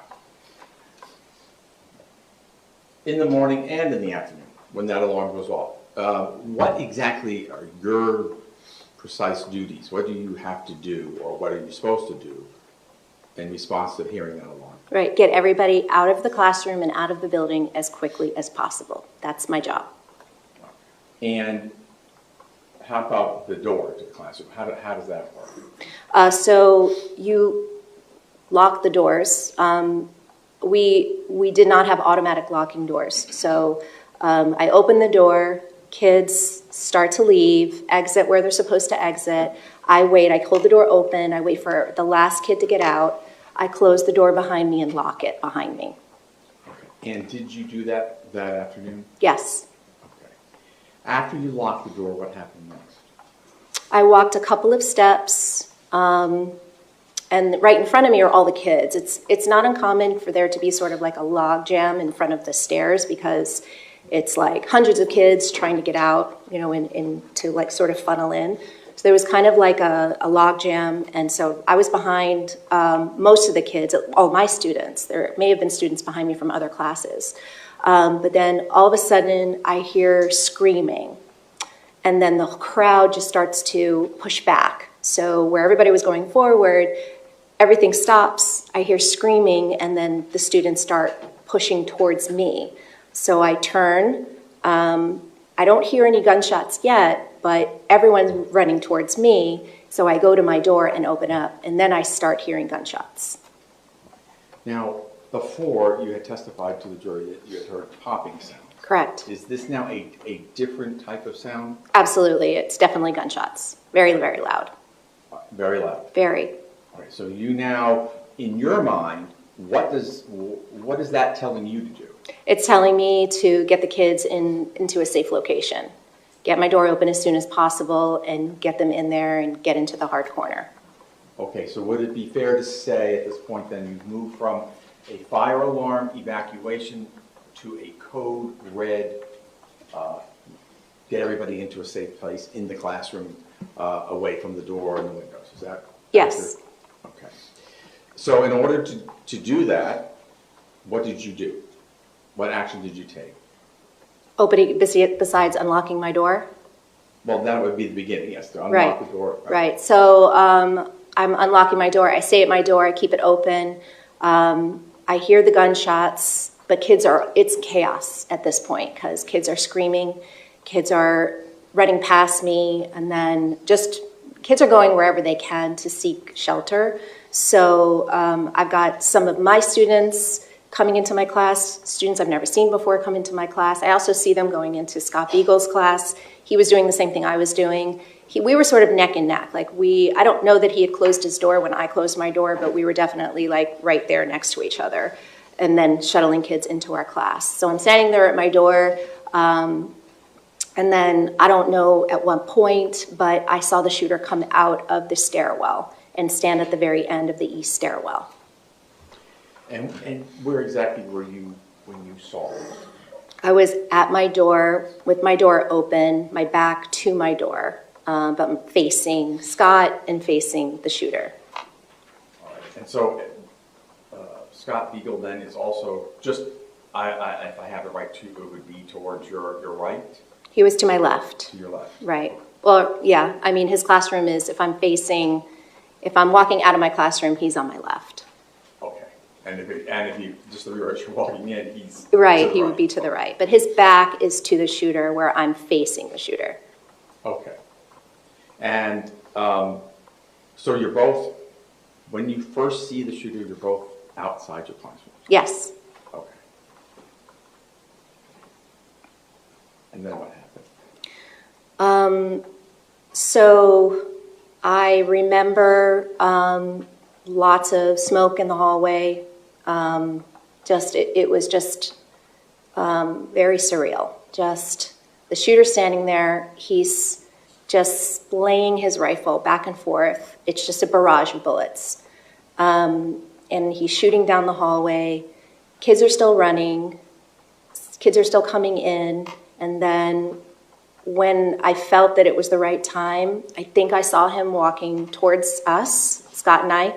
I turned to this side, because my door is kind of open this way, and I turned to grab both handles of my door to close it, and as I'm doing that, I just remember yelling to Scott to close his door, just close your door, and then I felt like a very hot, searing, thing glide across my skin. It didn't really hurt, it just felt very hot, and then I closed my door. I kind of hung on to the handle for just a couple of seconds because I just remember it's very hard you can't just let the door close. It's not going to just lock shut. You have to really yank it in that building. So I kind of held on to it for a couple of seconds, and then I jumped over to where my students were sitting. But in the seconds that it took me to jump over to the students, shots came through the window of my classroom door. Let me stop you there just for a second, because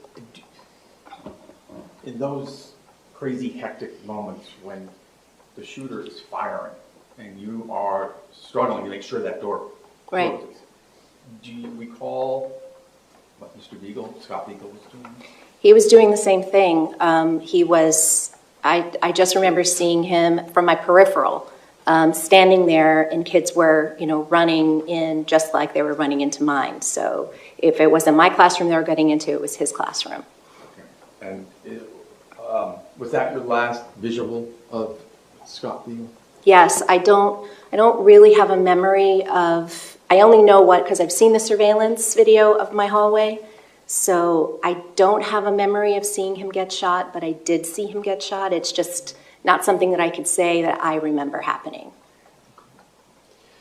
So you get the door closed, and I believe you just said a moment ago you sort of jumped. Right. Can you explain that a little more in detail, how that happened? Right, so I knew where to go. I knew my students, I was hoping they knew where to go. So as soon as I closed the door, I just knew that I needed to get from this point to this point, so that, because I knew there's the window right there, and the shooter was walking towards me. And so it was just immediately, as soon as I landed, and I literally took 2 big jumps, landed on the laps of my students, and then shots just came in, 3 or 4 shots came through my window. You actually landed on the laps of some. Yeah, I did. Okay. Were you able to see the shooter or the gun when you said the window broke? Right, no, I didn't see the gun come through the window. I don't know where he was standing, but I'll never forget the feeling and the sound of the shots coming through the window, because you almost feel it in your chest. It's so loud. It was that loud? Yeah. And were you able to tell where the shots are going toward? I didn't. I imagine, I can only assume he was trying to shoot me because he saw me through the window. But I will never forget the bullet casings that were in the classroom, because we were sitting there for quite a while. But I saw, maybe 3 or 4 copper colored casings on the ground along with glass. And the sound at that point was? Very, very loud. After he shot through my door, or maybe it was before he shot through my door, he was shooting Scott or into Scott's classroom, but there was just a lot of shooting right outside my door. Okay. Since you had made that leap, you right. Couldn't see anything outside, right? Correct. Then explain to us what happens after the shots are fired into your classroom. So we just sit there. We're quiet. We're not moving. I look at the clock because I don't think this is real, and I'm looking at the clock, and I'm thinking, this can't be a drill, as crazy as that sounds, because it's the end of the school day. They would never do something like this at the end of the school day. And texts are coming in from my coworkers who are on the other side of the school, who don't really know what's going on, just asking me what's going on, because everybody at this point is locked down. And so I'm able to get a text out, there's a shooter in my building on my floor. And then I got some text out to my family, but then it was very difficult to communicate. So students were trying to do that. They were trying to communicate. It was very, very still and quiet after, the shooting. We heard a lot of shooting down the hallway. I don't mean to be rude, but right. I need to interrupt you here. The loud shots are fired into your classroom. All right. Do you hear more shots after that? Yeah, I hear a lot of shots go down the hallway. Now my window's open. It's just nothing in between my class and the hallway at this point. So it's very loud. I can hear everything that's happening very clearly down the hallway. So lots of shooting. I can tell that it's going down the hallway because the sound gets fainter and fainter, but it's still very loud. Okay. And when you say the window's open, you're referring to the glass. Right, the panel of my classroom door. Okay. So you do hear more shots, but they do become fainter? Right. Yeah. And you took that to mean? That it was going down the hallway, shooting down the hallway. Okay. Did there come a time when the shooting stopped? Yes. And was there dead? Can you in that crazy moment, do you have any idea maybe how long that was? I don't know. I want to say it was probably a little past 2:30 that the shooting stopped. I had my eye on the clock a lot because I couldn't understand what was happening. And the closer it got to the end of the school day, the more I realized how real this really was. How about you? How about your arm? Did there come a point when you realized what that feeling was? It wasn't probably until like maybe 20, 30 minutes later where it's like I felt a stinging on my arm and I kind of went like this and I realized that my jacket was torn and then I looked at my hand and there was blood on my hand, but I didn't want to scare the kids, so I didn't do anything, say anything. I was okay. It didn't seem like anything really penetrated me. So I started to freak out a little bit, realizing what had happened. But it really wasn't, I didn't really feel too much at that point.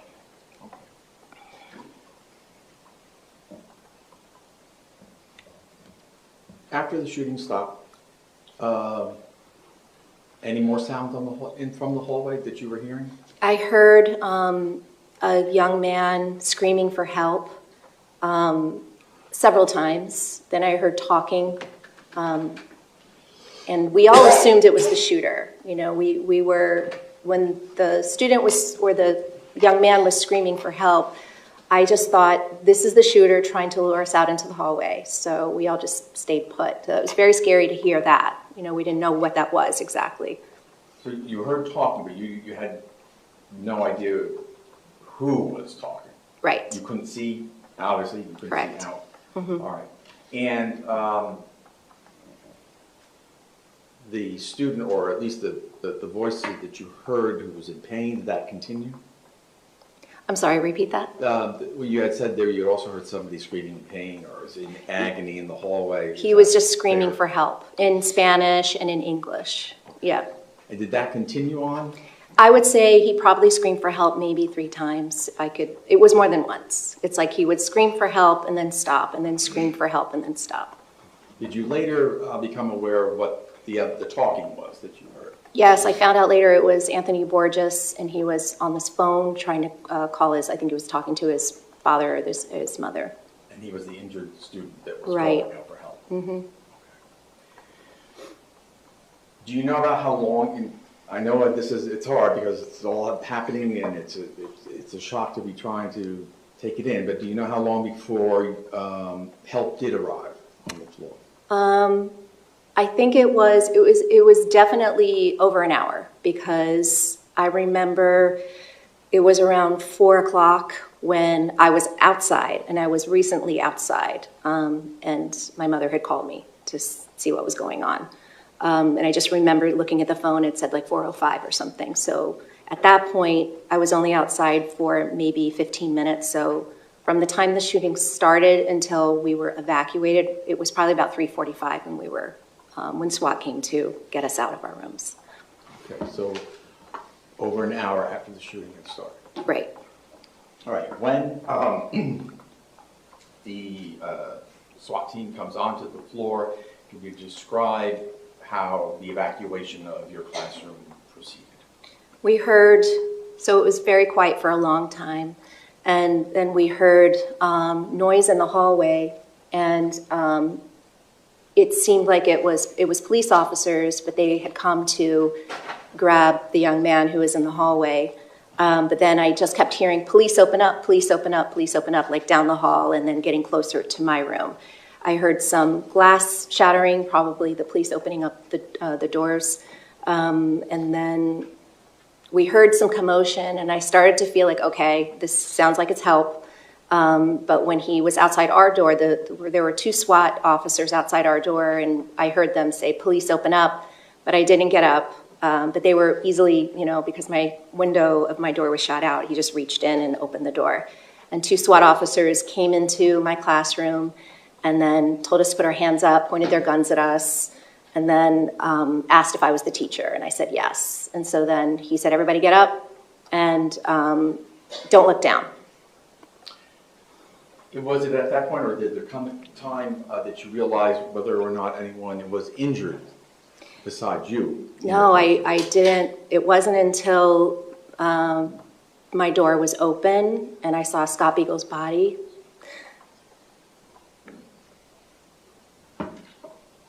Take your time.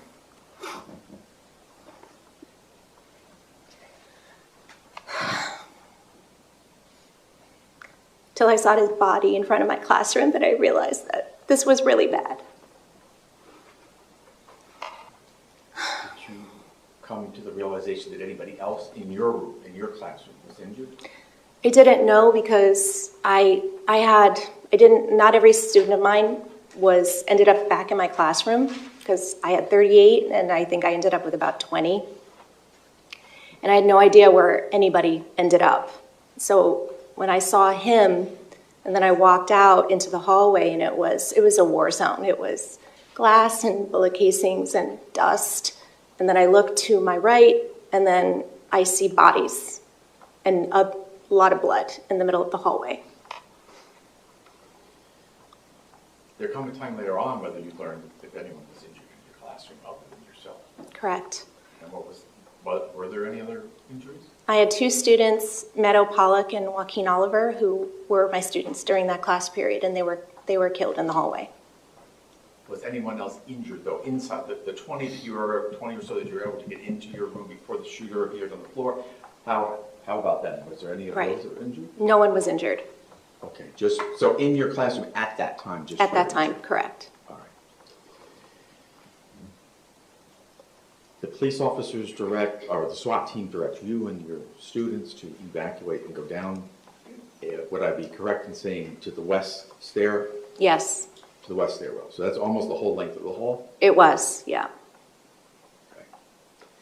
And that is when you realized that Meadow and Joaquin. Yes, I saw there were a couple of bodies to the left of me. There was a body in the alcove where the restroom was, and then I saw another body at the very end of the hallway, sort of sitting up and slumped over. Okay. When you exited from the third floor onto the west stairwell, was there any more bodies out on that landing? No. Did you come to learn later on that there had been a body there? Yeah, I came to learn that Jamie Guttenberg was at the top of the stairwell, but she was moved. Okay.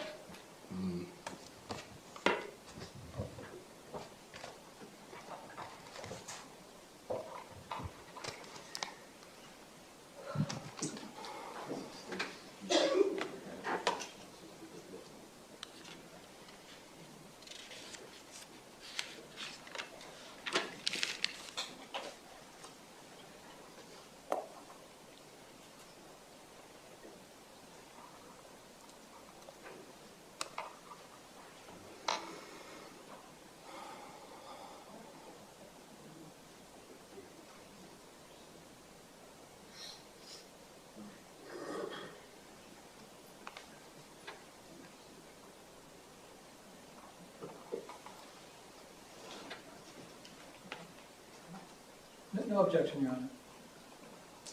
Go ahead.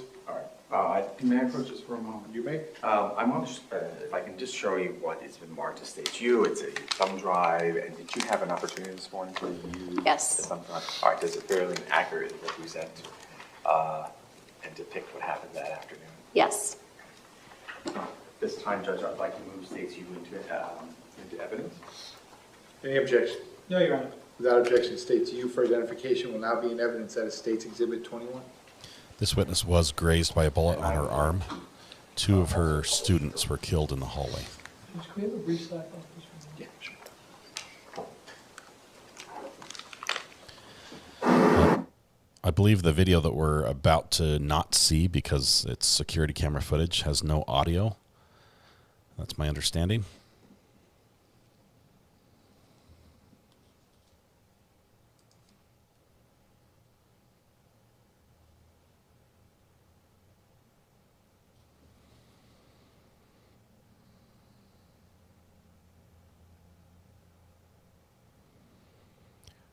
Wow, I just had like a deja vu moment. This is weird.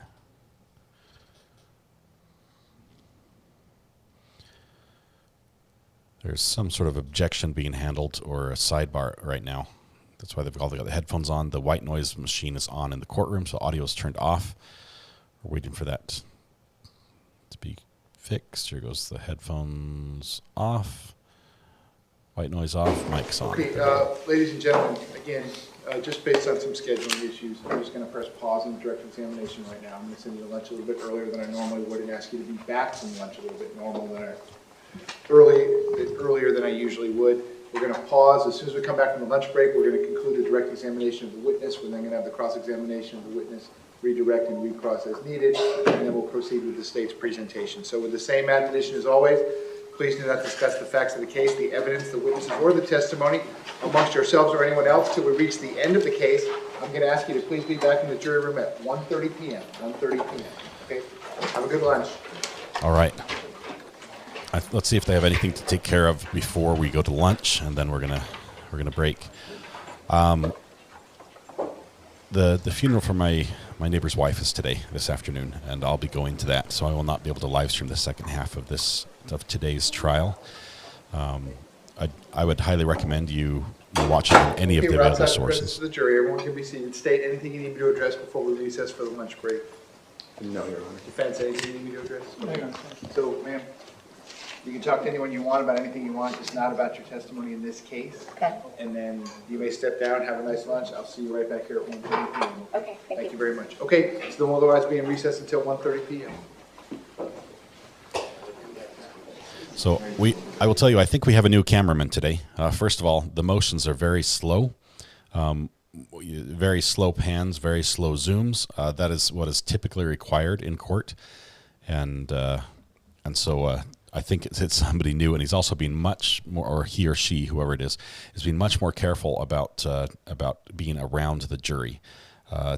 The witness is almost being cut off the screen a little bit just to make sure that nothing happens. So I appreciate the condolences. They're the awesomest neighbors ever. They're like grandparents to my kids. They can always come over and bring over caramel popcorn or a treat. Or he brought over pizzas the day his wife died. He bought pizzas for my kids. Just a cool family. Anyway, we want to go over there and support them.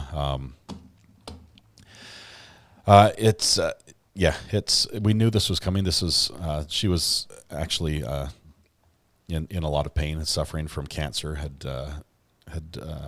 Was just a shell of what she was before, down to less than 80 pounds. Had family present and everything at the time. It was her time. It's still sad, and we're still doing all we can to support him. But anyway, I wanted to answer a few questions about this trial. Somebody said, why didn't they tell the police what was going on? They did. The teacher, when they were in the classroom, they were sending texts out to other teachers and stuff. There were calls from students, I believe also from teachers, to police about that. But all the calls, because of the location, went to the city police department, not to the sheriff's office. It has to do with location and cell towers, which way it routes a call. Sometimes cell tower, and if you're in a city that there's a cell tower that's close to one city and you're in another city, sometimes your calls for 911 will get routed to the wrong place and have to be transferred. But in this case, all the calls went to the Coral Springs Police Department and not to the sheriff's office. So Coral Springs had a lot of information about what was going on inside the school in real time, and the sheriff's office, on the other hand, had very little. At least Scot Peterson side. Let's see. He was in jail. He's out on bond. He moved to North Carolina. Scot Peterson did. He's back in court right now. If he's free, I imagine he'll move back. He'll be back up here in North Carolina. Let's see. Yeah, Leslie Ann, I can't even put myself in that position. The terror of being trapped with that sort of monster coming towards you is the stuff of nightmares. And hearing these witnesses retell it, your heart breaks for them. At the same time, I feel sort of similar to many of you that their testimony was appropriate in the trial or in the sentencing phase of the original shooter. But it seems out of place here. Not that I'm diminishing anything that they've experienced. It's awful what they had to go through. And they deserve all sorts of support and help and everything. But at the same time, it just doesn't sit right. that we're prosecuting somebody who, by my, I'll say this: I'm not a law enforcement expert. I've been around a lot of them. I've been to a lot of trainings. I've been to classes, even trainings from law enforcement about active shooter scenarios. I've done the same with on military installations. It doesn't sit right that so much of what I saw him do appears to be what he should have done. It may not be the best thing he could have done, but was good. That he was attempting to help. That he was, that he was communicating, spreading information, trying to keep people safe. It just seems wrong to prosecute right now. And I'm trying to keep an open mind. I do know there's going to be a lot more evidence in this trial, but we'll see how that goes. All right. Everyone is doing well. They're all at the library right now, I think. Why didn't they patch? I don't know. I don't know why they didn't patch. We'll have to hear from dispatch is probably the only ones who can patch that together. It's a physical connection. You can patch two radios together using a cable connection. I probably have enough cables to do it had I had both radios. But actually, I have a radio that on its own I could set up to patch two frequencies together. It acts as a repeater, a crossband repeater. Horrible all the way around. Yeah, I'm trying not to use his name. It's the shooter's bad enough. Gally May, thank you. I'm open. I'm trying to keep an open mind as well. We've got a lot of testimony still yet to come in, and especially as some of you have said, we need more information about what the specific contract was, what he's legally required to do, what the law says, what the contract says, what he's expected to do, and I think we'll get that as we move along. Let's see. I will ask this question. Have any of the defense's objections been sustained yet? I mean, any. I know they're not making a lot, but it seems like I can't remember if any had been. Couldn't they have announced to stay in classrooms? Yes and no. Part of the drill is you don't want to tell the bad guy what's going on and where people are. So if you just say code red, then the shooter doesn't know if everyone's evacuated or if people are hiding quietly in a corner. I would agree. I think patching those calls would have been very beneficial to both sides, although arguably it would also create problems because even with them unpatched, they struggled with the radios. Communication was so bad. There were so many people trying to gather and spread information that everyone wanted to talk. And we'll hear more about that as we hear that officers were even told to, hey, be quiet, stop talking. We need to be able to communicate. Everyone wants to be involved and share information. What time does court start? It starts at 1:30, so you've got an hour before court comes back. I'm going to be at a funeral. I'll be driving to a funeral, so I will not be able to live stream this afternoon. I may be able to come on after the funeral's over and try to catch up and see where we're at. I wouldn't be playing all the video from all of it, but we might pick up for the rest of the day depending on how long the service goes. Let's see, I wonder why more public school parents think should be charged than homeschool parents. I don't know. I haven't seen that's an interesting poll.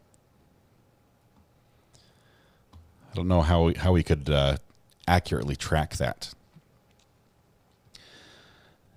Estrella, I don't know exactly which one we're going to next. I will tell you that we have coming up in a little over a month, we have Sarah Boone, and that is pencil. It's more than penciled in. That's written in pen. And Sarah Boone will begin before this trial ends. So we're going to be watching that. I think we are also going to take some breaks for some other trials, just because this type of trial is heavy and it's hard to listen to. It's really difficult. It's emotionally, it's heavy. So I think we're going to take breaks.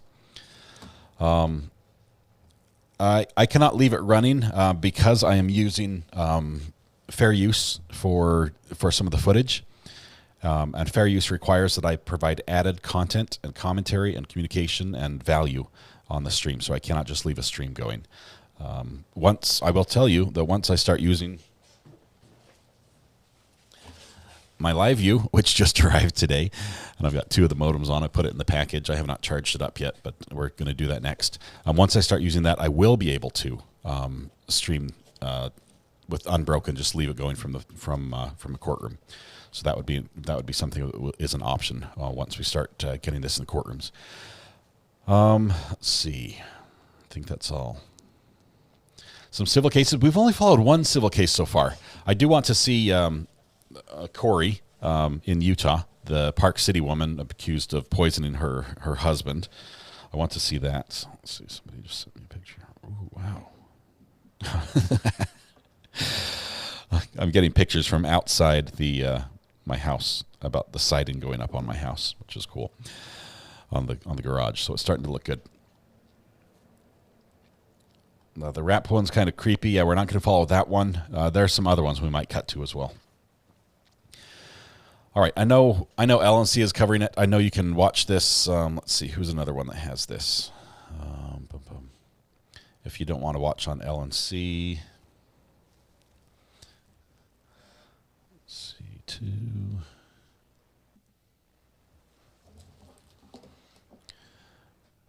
Let's see, WSVN TV also has a good feed of this, unbroken feed.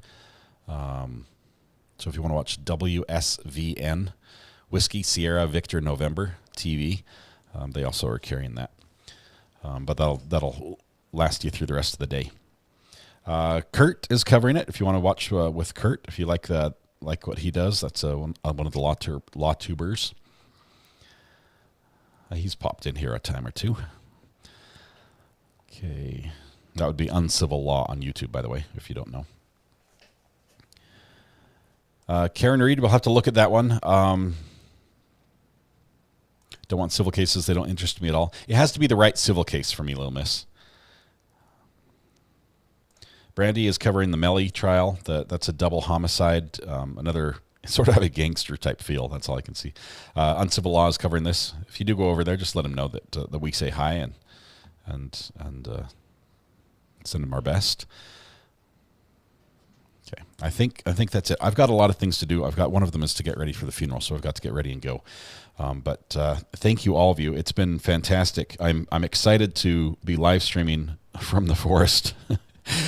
We're going to do that a little bit every morning. I think is what we've got going on for the rest of the week. We're gonna we'll pick up there. I think we've got one police chase ready for Wednesday morning. Which will be fun. TW comes in with the Sarah Boone Letter Fund. SBLF, thank you so much. We are still, I don't know if Florida will ever send us that letter that we've requested, but the request is in, so we'll see. Right, Sharon, I don't believe I can go live tomorrow because I have to be packed and driving when I normally go live. So I may, if I can set it up to live stream. No, I can't live stream while I'm driving. I know I've got the equipment to do it, but I would be the only one there, and it would be a distraction for me as driver, so it wouldn't be safe. But if I'm in a vehicle with another person driving, I could live stream, and we could do something then. Yep. We'll be back. I'll be on in the mornings a little bit, and maybe later. It depends. Cannot do Taylor's business. I'm just, the more I look into that, the less of I would. So much of that has to be edited. It is so. Man, she is one sick puppy. Let me just say that. She is one sick puppy, and it gets pretty out there. We'll do a good police chase for sure. Keep your eyes out for those. If you see one, send it to the burner phone. Let's see. Went to Brandy's and go into civil law. Uncivil Law. Awesome. Sounds good. Thank you all. Have Miss Ari stand it for you. I can't because I'll have all the equipment with me. I don't think I'm taking my soundboard. And I think I will not be able to have... I won't be able to have sound effects triggered by you or by me. I don't think I'll have sound effects this week because I'm not taking that computer. But we'll get it all. We'll get it all sorted out. This is a good trial run for when we start live streaming from courtrooms. So this is a big help for me. I appreciate you guys helping out with that. Tonight when you go home, please hug the people you love. Smile at someone. Make the day just a little bit better. Please stay safe to go live again. It will be maybe tomorrow, definitely Wednesday morning. So thank you all. Have a good one. We'll see you.